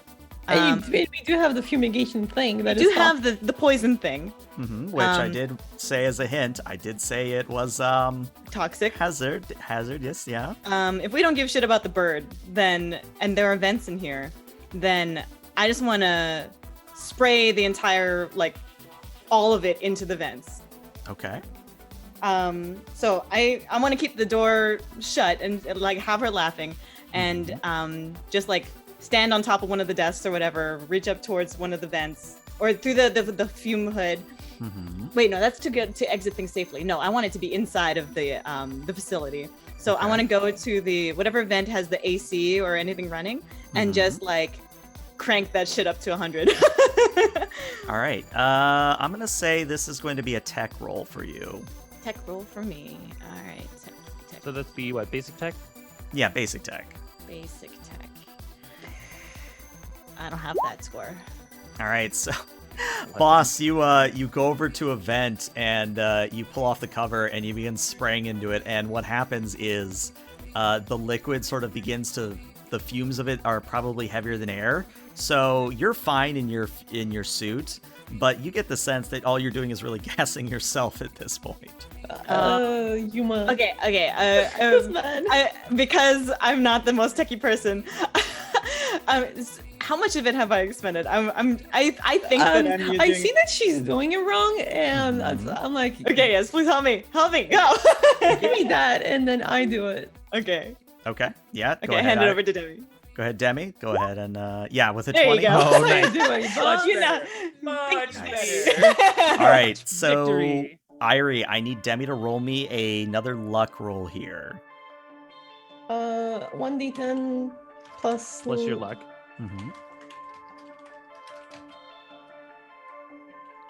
Can I spend luck on this? Yeah, you could spend on it if you wanted to. But just know that whatever you... Well, I guess not, because it is a straight luck. So I don't think you can I spend see. points here. Okay. Oh, wow. Nice. You rolled me another Damn 10. good though. Nice. Nice. Nice. Let's go. Nice. But it matters most, yo. So here's what happens. Demi, you throw everything from the fumigation into the vents. Immediately what happens is the fire alarm system goes off. And you hear outside people yelling and shouting as the sprinklers begin spewing all manner of dark liquid over what they presume to be a fire. At the same time, the lab doors fly open, and you see a very wet bunny girl, Bells, sort of standing halfway shocked, like her hand's halfway to her weapon. And I'm going to give you guys one action apiece before Bells goes. Oh, that's sick. One action apiece. Yep. And I'm going to let you guys do it in whatever order you wish, but just know that after that, we are going into initiative. Where are my positions? Doing the As vent we're thing? set right now. Okay, so I'm by the Boss. door. Yeah, right about where you are. Okay, so Okay. if she ran into the door, do I have the ability to grapple? You do have the ability to grapple. Yes, that is something you could do. Because I'm right next to her. So I'm gonna try to trip her and basically do the arm behind the back. You can't do anything because I'm holding you down kind of thing. Right. All right. Yeah, so I'm gonna try to judo throw her basically. Yeah, I got where you're going with that. Let's do it this way. Go ahead and roll me your brawling skill, which should be your dex plus a d10 plus brawling. Oh, I have a brawling. Dex plus d10 plus brawling? Yeah, I mean, that's basically what a brawling check is, so... Oh, if I click on it, will it do that? Yeah, it should. Okay. Okay, a 12. All right, let's see how well Bells does. And I'm actually going to keep her modifier private because it's important for me to do so. Okay, so yeah, Do it. Okay. Boss, you rush. Oh, man. You rush forward, grab her arm, twist it over her, and put it behind her in a twisting motion, so that it's probably a little painful, if not a lot painful. But you stop Bells from getting her SMG out. Okay, and I just quietly say to her, it's like, baby girl, did you really have to do this? I mean, job's a job. You would have done the same if you were in my position. Not so sure about that. All right, so that's your action. Demi and Phoenix, what are you guys doing? Go ahead, Demi. So what are we doing? Like, are we just immobilizing her? Also, are the corpsec still there, or did they like? Yeah, I forgot to say that. So there are a number of corpsec that are converging on your position, and they haven't done anything yet, but they look like they're about to pop off at a moment's notice. Oh, Do we know man. anything about the poison the toxin that I released? How long does it take for it to start to have an effect? Gonna roll. Roll? It takes place within one turn. Oh man, so next turn these guys are not gonna be feeling good. Right. Well, that's Okay. totally fine if we can just confine. Will it affect Phoenix? Because like it's only fumes, right? And she's wearing a fume hood, like She a has fume. a mask of some sort. Yes. Fume mask, Yeah, right? she's got the gas mask guy. Then I walk out and I just take out my very heavy pistol and kind of brandish it menacingly and point it at Bells. Okay. And I'm gonna try to intimidate them. Like Harpsack and Bells. And see like how convinced they are, I guess, with my intimidation. Yeah, that's what I'm thinking. Yeah, so I don't think intimidation is actually a skill in the jumpstart, but it is in the full rules. So go ahead and roll me a interrogation here. All right. All right, a 14. So you're shouting at Bells, you're shouting at Corpsec, and remember that board guy from earlier? Oh god. He actually steps around the corner and says, "Bells, what the hell are you doing?" And Bells says, "Whistles, we've been over this. This is why you go in first, not me." And Whistles just sort of shrugs and says, "Hey, I tried to tell you. You're the one that wanted to give him a fair chance." And Bells just sort of sighs and says, "Yeah, look where that got me." So that is Demi's turn. Phoenix, what are you doing? So I guess we're like over here now, like next to her. Or Yeah, I something? mean, you and Boss are like right here now. Yeah. But yeah, what do you got, Phoenix? Do we know that I they're had going to not jack feel out, good? otherwise that stupid hellhound was gonna murder me. But damn it, how easy? Well, okay, so I can't just like jack back in and go right back to level 4. I got to start on level 1 again. Yep, you gotta start at level 1. So in order for me to get back to the controls to try to get to the stupid guns, I gotta go past this stupid hellhound again. Always the ban hammerhead hit. I mean, risk reward, is it worth it? I mean, if I can get the guns trained on them, it's gonna make this a lot easier. This is my job, and that's what we're going to do. All right, so Nice. you're jacked back into the system. You rush to floor 2, and sure enough, the hellhound snarls and barks at you. Need you to go ahead and roll me an interface, please. Yeah, unless I crit here, I think you've got this. Yeah, I don't crit. So yes, you are Yes. able to avoid the Hellhound. So Good. that is first net action. You have you have one more because one was to jack in. Jack in, get to 2, slide to 3. We all got to open up our hackertyper.net web pages. Yeah. I actually did Hacker check. If you are sliding, meaning avoiding the Hellhound, it is a net action. But if you just go to the next floor, it's Oh, not. that's true. That's true. So I can make it to the 4th floor, and so my final action would be to do what I can to try to train the guns that are on these cameras Mhm. on. Okay, so there are 3 cameras. Technically, there's one in the office, there's one in the center area, and there's one on the far right there. Correct. Of those cameras, which of those guns can I actually access, or which All of those guns can I? 3. Okay, Okay. and they can all hit somebody that's in the area. I would Yep. say point them all at Cyberborg Man because he might have resistances to poisons. I mean, he's chromed. Obviously, he's going to be armored. Ah. Wait, how does it work again? Melee weapons. Wait, is it brawling penetrates armor? Brawling and melee. Melee ignores half, and brawling does no damage to armor. Oh, okay. Brawling does no damage to armor. I'm going to Which just goes past it. Melee I mean, goes both. past half of it. Okay. I mean, bullets are bullets, you know. Bullets do go past or do not? Oh, bullets. Sorry, I misheard. Bullets go against his regular armor. Yeah. Oh, okay. So that's good, right? Well, depends Or on how I lucky don't you know. feel. Well, I mean, I'm not super keen on trying to headshot if I don't have to. That's a messy situation. But we're gonna do what we can to try to get him. So we've got 3 sets of machine guns that we can actually access. So we'll start with the one that's closest to Demi, and then we'll just go up the line. All right. So that is going to now put us into main initiative order. So I need everybody to please roll me an initiative. initiative is on my character sheet and on my actions and on my right initiative. Ooh, let's go, boys. initiative. Boop. All right. So let's see. Nice, So Boss gets a 13. Demi gets a 19. Phoenix gets a 15. Bells gets a 10. So what about my intimidation? Like, is Whistles? I would say that the reason Whistles hasn't already, popped one in you is because you did successfully intimidate.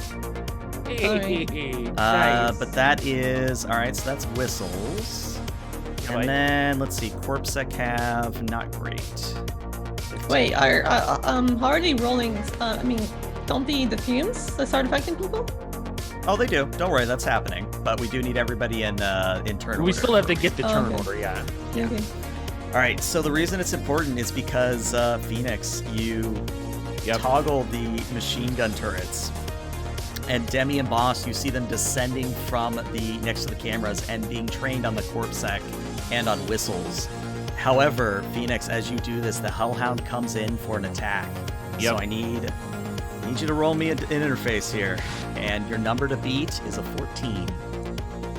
All right, so unfortunately, you are going to take a grand total of only 4 damage, actually. Oh, actually, that's not that bad. Oh my god, that's like almost minimal. Yeah. You know what? It's still damage that I just don't want. Yeah. it Yeah, is. yeah. But But that it's is at least important. it's not as bad. Yeah. Right, but but it's you know, important. 4 out of 18 is. Yeah. Yeah. Important that what? It's important because I believe that they are now at less than half, which means they take a penalty to all of their rolls until they are healed. And you don't just heal in Cyberpunk, you actually have to take time and equipment to do it. Got it. Mhm. But that is the Hellhound's turn. Demi, the gas hasn't taken an effect yet, so what would your action be? Now you can hold an action, but just keep in mind that the gas activates on a certain turn, and that whatever you do, well, I think you know where I'm going with that.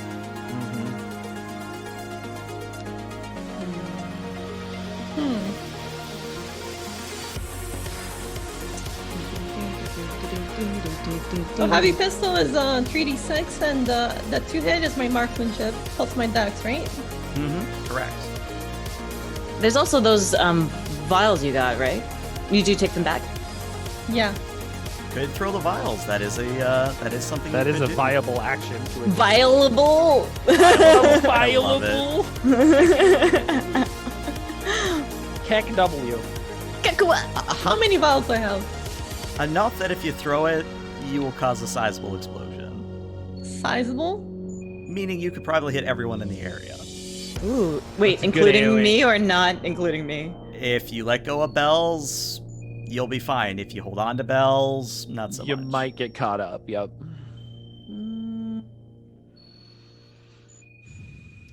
Yeah, I think I would buy out of it if she did throw it. Okay, so what if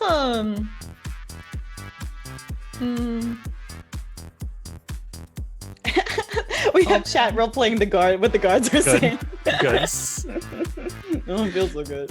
Oh, yeah, I got bye. you surrounded. But like the letter U instead. I mean, of- I don't have to throw all of them at anywhere specific, right? I can throw like a few of them.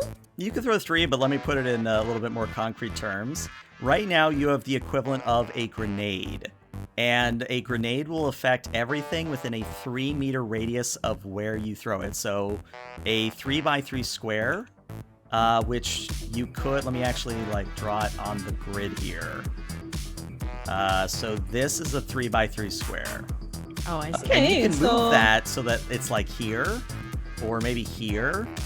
But if you want to Okay, so if I throw it at Whistle, no, I want to throw it at Whistles because he's the most dangerous. Mhm. Okay, so let me just yeah, I throw them at Whistles. Oh, okay, Alright. in this case, I don't need to get out of the way, right? I can still hold on Correct. to bells. Okay, Correct, I'll yes. still hold on. To bells. So yeah, Demi, go ahead and roll me a marksmanship, please. Let's go. Nice. Yo. An 18 is sufficient, so I now need you to roll me 6d10 damage, Ooh. please. 6d10? Yup. 60-10. Wow. 35. One of those is a 10. Nice. So what happens is the corpse sec that were around Whistle cease to remain. Their smoldering corpses go to the ground. Whistles actually has some armor, so he doesn't take the full brunt of that. But what's really important is the force of the explosion blows out a hole in the glass, and a rush of wind comes rushing inside. So Oh, no. unfortunately, what I'm going to say is that's going to prevent the fumigation from working. But you did just make yourself an exit. Yeah, And that is that's Demi's what I was turn. secondarily going for. Of course. Is this the end of my turn? Yep, that is the end of your turn unless Demi, you want to Demi's turn. move. Can I move like over here to take cover if they decide to fire at me? Go ahead and show me where you're moving. Yeah, you Over can here. move there. Okay. That's behind the door? Or like a wall from the... There was an open door there that they could step through, yeah. Yeah. All right. Was it so- also glass like how the downstairs one was? Oh, no. Well, let me put it this I way. mean, I'm like keeping the doors kept open, and I'm just like like, use the- against the doors the corner of it. Okay, got it. Let me actually turn down the music just a tad here because it did get a little loud. All right, there we go. So yes, that is your turn, Demi. It is now Whistle's turn. So Whistles, bearing more chrome than flesh at this point, is going to raise up his arm to show his assault rifle.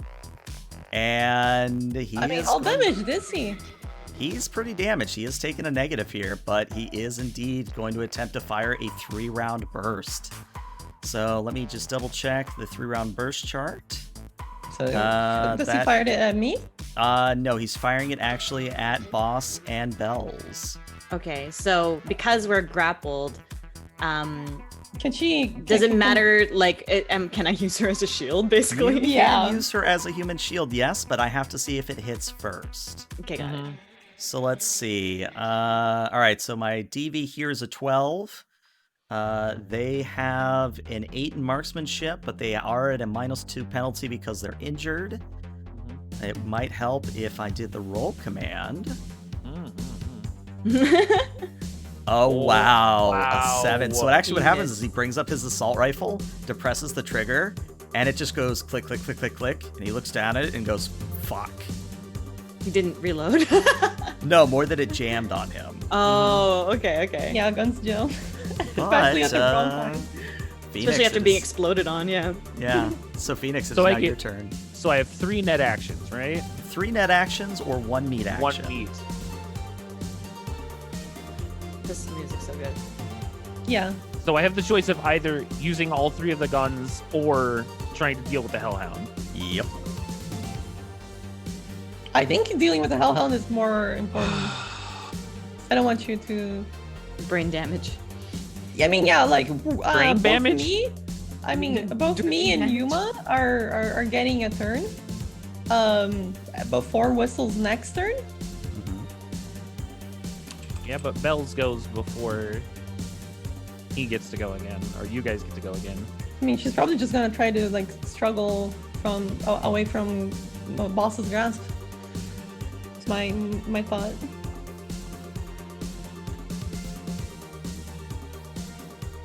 Oh, what you got selling on?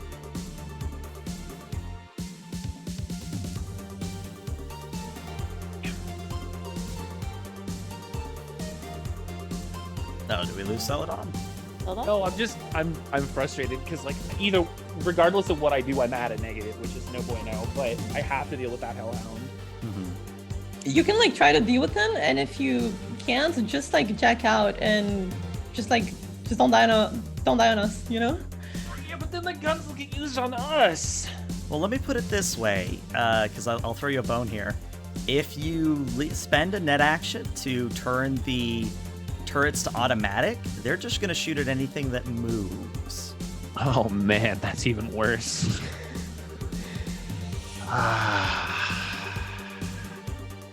But she can also disable them, right? Can disable them as well as a net action. That's So, probably like- better. Yeah, like, I'm what just if gonna you- disable them. No, I'm just gonna disable them. I don't need them on us, but it's up to you two to try to take him out. I'm. All right, so Yeah, that but is so your like, first. what if you try to deal with the Hellhound first, and if it fails? Yeah, I I guess see. that's probably an idea. Like if I can take it out, then I can use them to like our advantage. But Yeah, the baseline exactly. is like, well, yeah, let's do it. We got it. Okay, Go ahead, I roll me believe- an interface.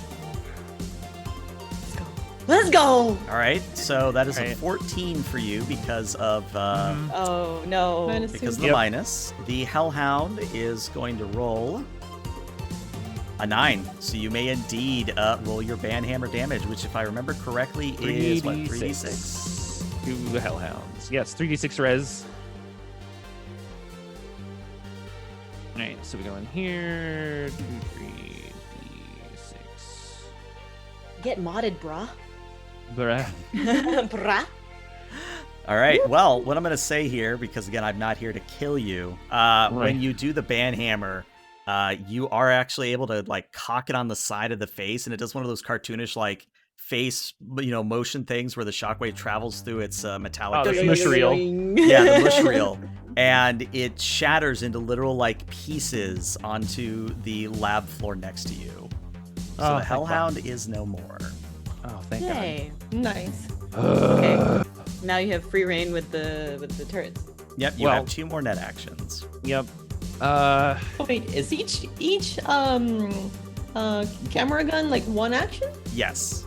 Yep. Okay. So the 2 closest, I'm just gonna train them on whistles and get them to fire. Okay. So what I'm going to say is I need you to roll me an interface, and this will be to represent how well you're controlling and how well you aim with them. Yep. So we'll start with the first one, which is the one by the office. Okay. All right. Nice. A 15. That will indeed hit him. Okay. I want to do a roleplay thing. Sure. While things are happening, if I'm holding Bells in the grapple still, and she's like kind of facing Whistles, I just want to tell her like, I know it might not seem like you have any options, but you definitely have options. You can run with us if you don't want to deal with the corporation. I'll respond to that on her turn. Okay. All right. So what am I rolling for the damage on that? you're rolling assault rifle damage, so 5d6. Not bad. Ooh. Actually, is it 5d6? It might be 5d10. Hold on. Yeah, it's no, it is 5d6. 5d6. All right. An 18. And Was let that me just the first actually Yeah, that's just the first one. Oh my god. see. So he This guy's has getting wrecked. he has a lot of armor. So actually, when you light him up with the turret, most of his Borg implants take the hit, and he's still standing at the end of it. Yep. But it does All right. damage armor, right? Like the It armor does, takes a yes. lot of damage. Oh yeah. All right, so we're gonna roll the second one. Believe it or not, a 13 is just barely what you need. Wow. So All yeah, right, go so ahead and roll me 5d6 another again. 5d6. A 9. So Ooh. unfortunately, this time Not enough. not enough to get past his armor. It literally just bounces off of all of his chrome, and like the shattered casings and the shattered bullets just sort of fall to the ground beneath him. All right, that is. Well, do you want to move? Let me ask that. Do you want to move or? No, that's it. We're Okay. good. I just want to ask, like, how does Yes. armor work exactly? Like, cause like, is it, like something that is being depleted, or like, is it like a threshold they must do to do damage to the armor, or? It's one of those things where it takes off. So I'll show you. I'll actually show you his bars here, so you can see what's going on. So what happens is when you Holy are hit crap. with like a bullet, or you're hit with something that damages you, you do damage, like you would roll damage, and then you reduce that damage by whatever your armor in that location is. So, for example, he started with 15 armor. So the first attack against him was minus 15 damage. However, because it did still 1 point of damage, the armor ablates, which means it loses itself by 1. And it's one of those things where when you ablate armor, that never comes back unless you specifically go to get the armor repaired somewhere.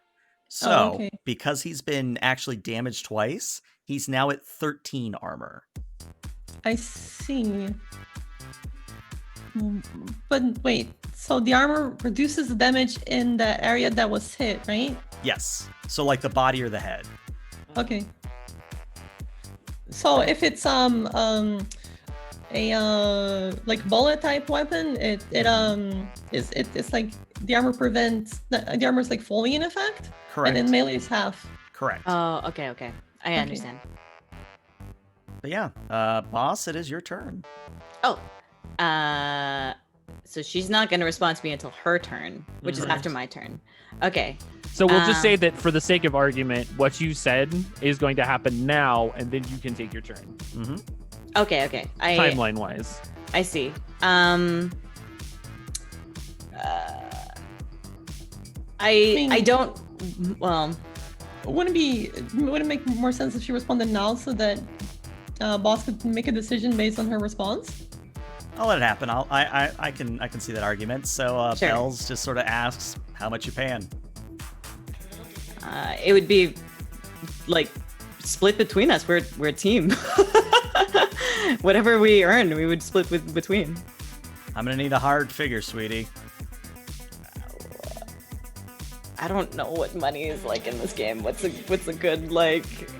Well, to put it in perspective, this job, even though it was a setup, was about 1,000 to 2,000 ebb. So think in the thousands, maybe the tens of thousands. Tens of thousands would be the compelling amount.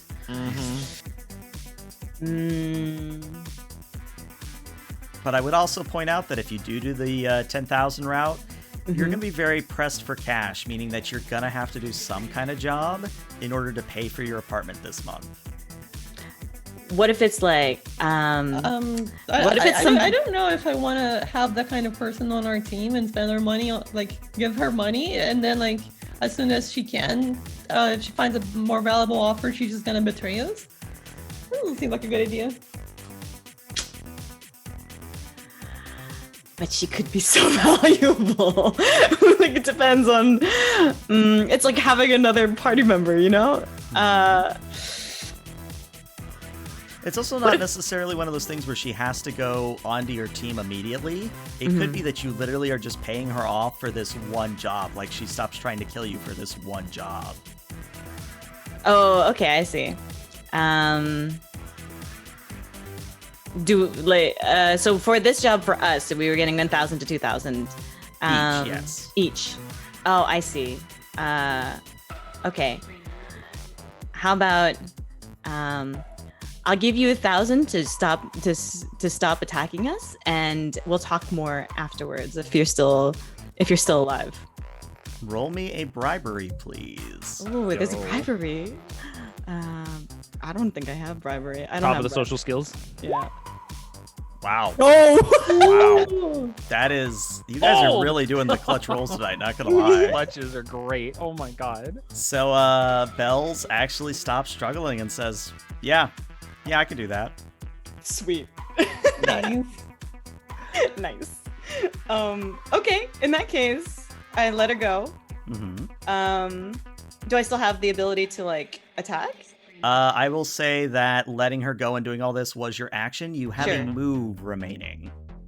A move remaining. I guess. I probably want to go behind cover, right? I mean, I don't think the GM's gonna like, yeah, that's a good idea. Yeah, Well, I can't like really I'm comment. thinking about like I'm not too. I guess he has weapons. He has armed like ranged weapons, right? Yeah, he does okay. have an assault rifle. It's jammed, but he has an assault rifle. Okay, I'd like to go behind cover then, probably into the lab.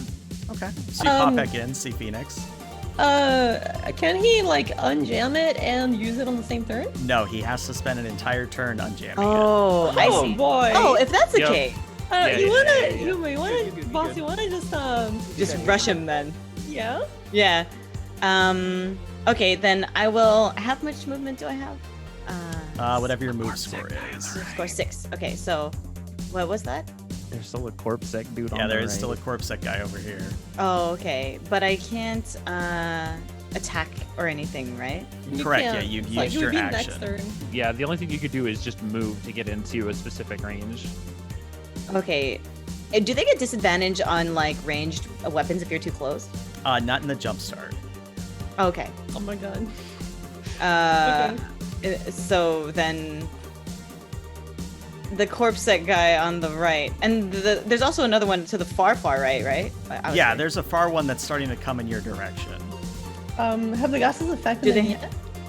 But the window's open. Not of yet, because you blew open a hole in the glass there. So it's not going to affect them at all? It's gonna have a reduced effect. Okay. Reduced effect. Okay. And I can't use my claws because they're inside gloves, I assume. Yup. Mm-hmm. Okay.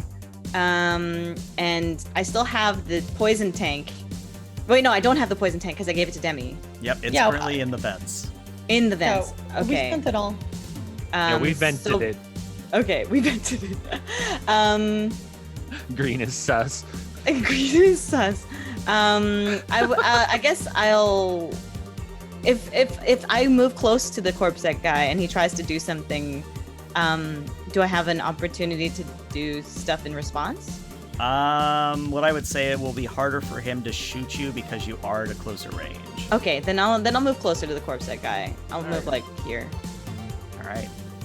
So on Belle's turn, what happens is she sort of cracks her neck a little bit and looks at Whistles and says, I mean, hey, no hard feelings, they paid me more.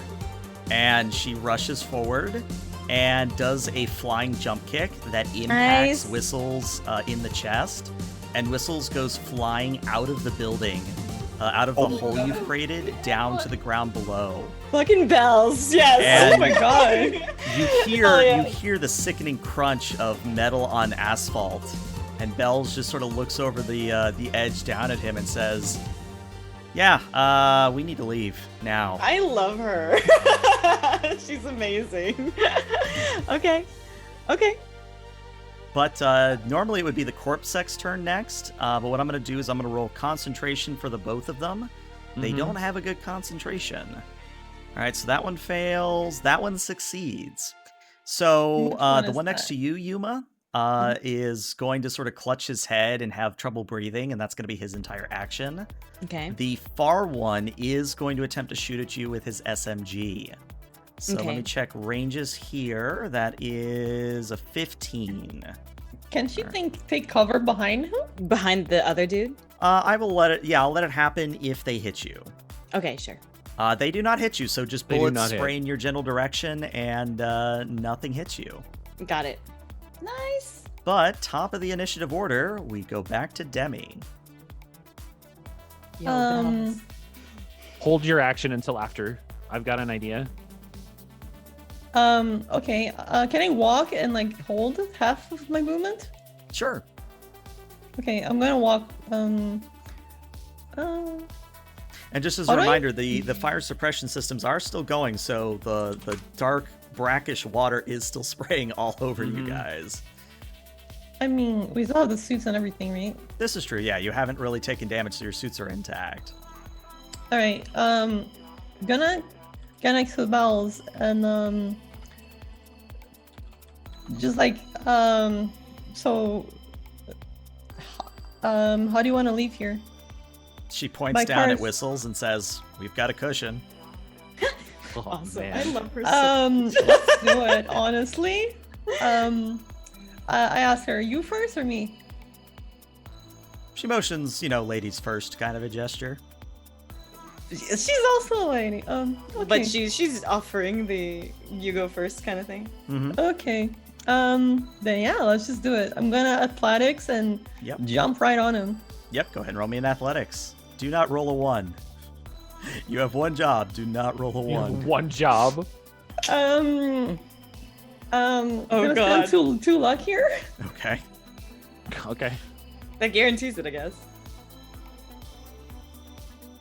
Does it make a difference?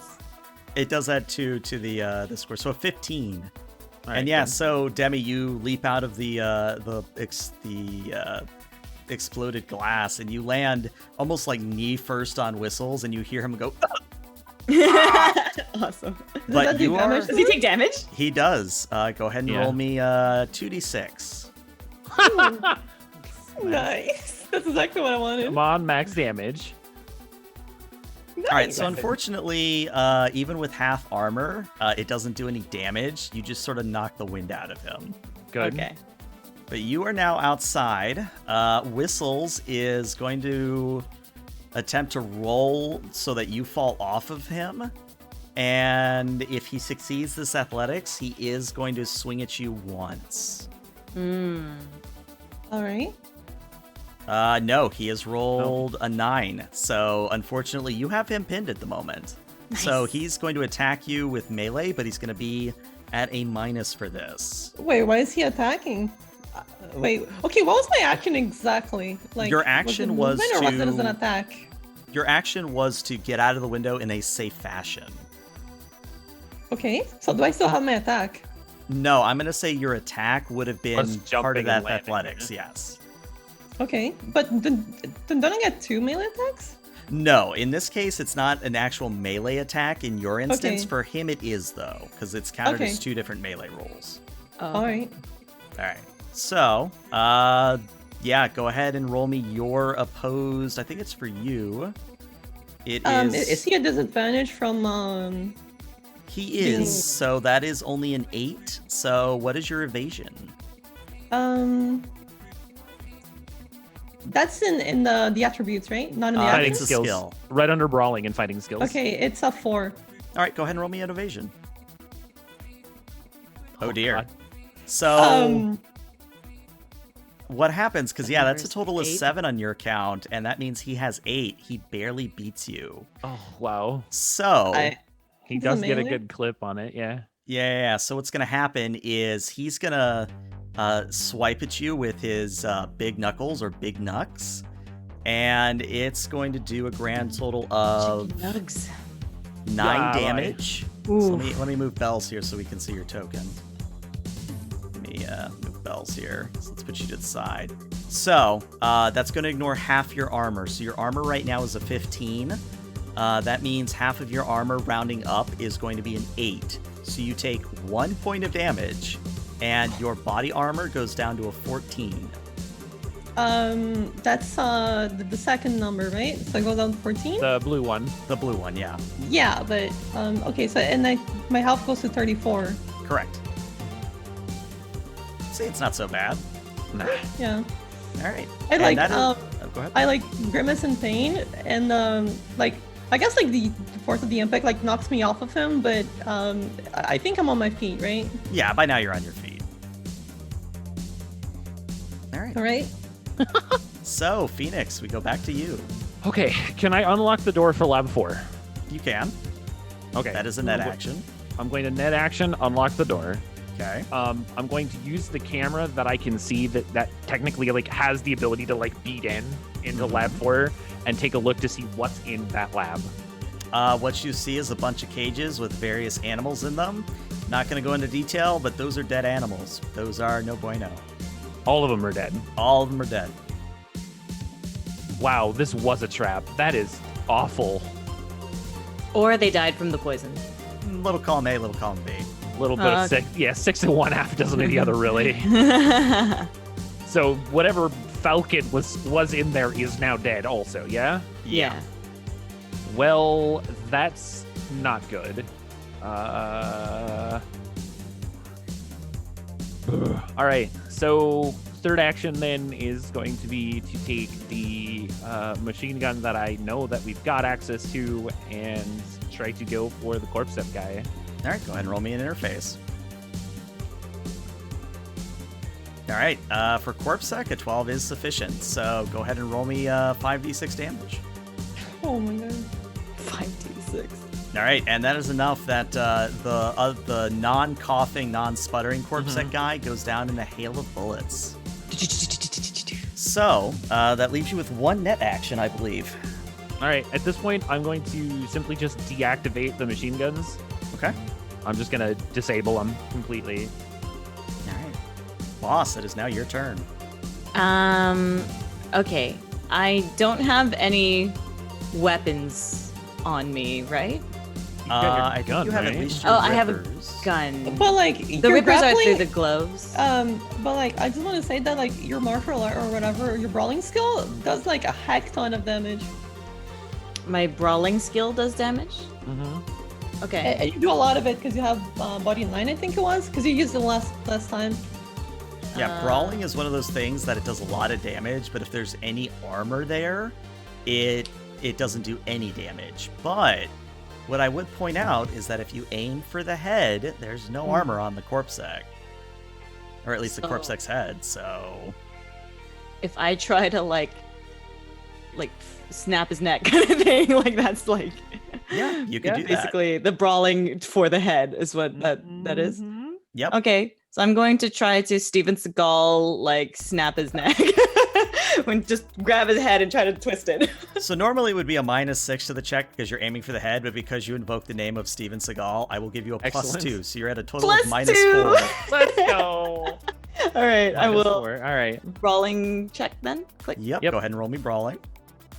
A 12. Let's see how well they do with their brawling. Survey says they... All right. So... It's like that stupid fake video where the guy just walks in and like rotates his hands around his head, and the guy just turns with it and falls over. Yeah. So just for thematic sake, what is your body, Yuma? Body. 10. Wow. Yeah. So you do Actually 4d6 worth of damage, which basically means you go in, you kind of put your hand on either side of his face, and then it's just a blur of motion as you go, and he goes crumpling to the ground. He goes crumpling to the ground as his You want head me to actually literally roll does it, a or- 360. No, you Oh, okay. you get it. It's no not problem. necessary. Not necessary. You say that owls can turn their heads almost 360. However, What this the guy fuck's that? did. However, Corpsec does. Swack. All right, anything else you want to do on your turn? You still do have your move action. Movement. Would that include I'm- jumping out the window? It would, but you would take some damage because there's not enough of an opportunity to land safely. Ah. Because you have to be able to aim that with an actual attack action. I see. Well, I will just move close to the opening of the explosion and like kind of like I won't leave until everyone else is out safely, kind of thing. So I'll just kind of Right. like hang out and make sure that everybody gets out. All right, so Bells does something similar, and she just sort of looks at you, boss, and says, Yeah, so I'm gonna need a place to crash after this. I'm not asking, by the way. I'm telling. I'm gonna say, I wouldn't have it any other way. Yeah, why am I not surprised? That is her entire action because she is. And I'll holding... finger guns her. Finger guns. Oh, But, Tara. It is now top of the initiative order. Demi, what would you like to do? So Whistles is on the ground, right? Whistles is on the yeah. ground, but he's probably gonna get up on his turn.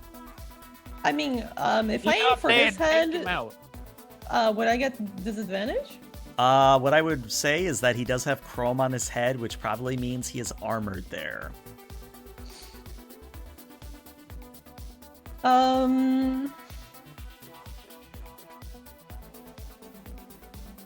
Let's go for the Rippers. Go for the rippers. Alrighty. So go ahead and roll me your melee skill, your melee weapon No, skill. it's a Ripper attack, right? Yes. All right, a 17. That Okay, is- he actually beats you. So your first one, because Whoa. I'm not even going to roll the next d10, because even that's enough to beat you. Yeah. He comes in, you come in with your rippers, almost like, say, across his face, but he just sort of rolls out of the way, and that's your first melee attack. You do get a second one. You got this, you got this. All right. Okay, an Okay. 18. Nice. This time Nice, you nice. do hit him in the face, so go ahead and roll Nice, me the nice. 2d6. Nice, so to Oh, 10 max damage. He has 15, so half of that is 8, so he does take 2 damage. And he's still up, unfortunately. Yeah, bye. But there's now a big old gash across his left cheek. Whistles will remember this. Yeah, Whistles will remember this. All right, would you like to move, Demi? Can you describe like what's around me exactly? Like The parking lot, this- basically. So you. Where's my car? Your car is to the north. You could probably make it there with your movement. Yeah. Let's see. Can you like draw a box for my car? A pink one, of course. Yeah, sure. Of course. So your car is there. You had the foresight to park close to the building. All right. Can I get in? I would say on your next turn you can get in. Okay. All right. And for so, now, I'll just be over here. Okay. Yeah. So Whistles jumps up, looks around, sees Bells, sees Boss, sort of curses under his breath and says, "Fuck it." And he takes his assault rifle and begins unjamming it. And that's going to be his entire turn. Phoenix, what do you got? The bird is dead. We fucked this, but we got betrayed regardless. We've got to bring something. Damn it. That's so dumb. All right, whatever. At this point, I'm gonna just grab the body of the bird. well, okay, so here's kind of the thought process. She doesn't want to come back empty-handed. So she's gonna try to grab what she can with the files that she was able to grab. Mm-hmm. She's going to make a copy of those files Mm-hmm. and then jack out and then get the hell out of here. All right. And because I think we all know where this is going at this point, we're going to handle the rest of this in narrative fashion. So, Phoenix, you grab the files and you rush out past Boss, and you kind of do one of those "don't mind if I do" things where you jump out. And as she's jumping, she's just gonna look over at Maya and is like, "Everything is dead in the bird room," and then jump out the window. All right. So you jump out. You are going to take some damage here. You're going to take 2 true damage. So you go down to 10. Yep. But you are able to make a beeline for the car as Whistles continues to try to unjam. Bells and Boss sort of look at one another, and I'm going to say you both jump at the same time. Yay! And I'm going yeah. to say you guys do the superhero landing because your body is so high. You both do the superhero, like 3-point landing, and sprint towards the car. At Nice. this point, Demi, you've gotten into the driver's seat. You've got the engine going. Right as Whistles turns around and is going to attempt to spray some bullets at your car. No, I'm gonna. does get an option here. Okay, so I need a boy. driving check from you, Demi, and this is going to determine how bad your baby gets shot up. I'm gonna spend all my luck on this, and this is all. Okay. Can this driving check also count for like the drift that I'm gonna do, like Oh yeah. getting out of here? Oh Okay. yeah. That is what you're Okay. doing right now. Is this is get out of here with or without damage roll? Okay. 4 luck on this, right? Yep. And I'll actually roll his other d10 here. He's got a 20. 27. Oh my god. Nice. So it's one of those spray and pray motions where the bullets just whiz past the car, but you're already in second gear screaming out of the parking lot, and you almost sideswipe an incoming car as it's trying to, go past the biotechnical lab, but you swerve out fishtail a little bit and then drift off into the sunset. Nice. And that is where we're going to end today's session.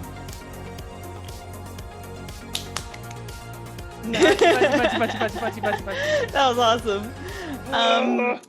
Sadly, Bird was dead. Yeah, we sadly, don't know. Bird died. It was kind of Schrodinger's bird because we don't know if it was dead or not dead. We don't know if the gas is what killed it or if Yeah.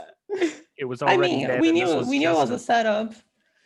Yeah, that is the Anyway. main takeaway, is that this was a setup. Right. yeah. But the bird did exist. The which bird did exist, yeah. tells us that like they had some exotic animals and like very rare animals there, and we kind of fucked them over by killing them all with poison. Can't comment as the GM, but little column Right. A, little column B. Yeah. Six of one, having on the other. Yeah. Depending. Yeah. But yeah. Finger guns into the sunset. Hell yeah. All I can say is I wish Belle's. when she was driving off, should have like I think like and then just like pulled out her guitar and just started, started or, going at it. or at least like did the rocker symbol out the window, be like, yeah. Oh, and she had to like say something about like Iron Lions and just yelling things about Yep. being the best and stuff like that. I'll factor that in. Yay. yeah, I think cinematically it just ends with like the pink like decal, like just like driving off, and you just see like Demi's face like on the car, Yep. like smugly grinning. It's got to be the smug grin. It has to be the smug It's the grin. smug grin, grin. Yeah. That's right. And, That's All right. right, it is well- funny because like Belle's kicked whistles out of the freaking window. The other thing I was just like, ain't Christmas until Gruber falls off the Nakatomi. Yeah, honestly, it's one of my favorite things to do, is like if there's ever a window or something I can kick someone out of, that's what my Oh, yeah. NPCs will always do. They're always going to kick someone out a window. Yeah, good. It's Sparta. Exactly. All right, well, YouTube, this is where I cut the recording. So YouTube, thank you so much for tuning in. We'll see these lovely individuals next week. But later, Yay. YouTube.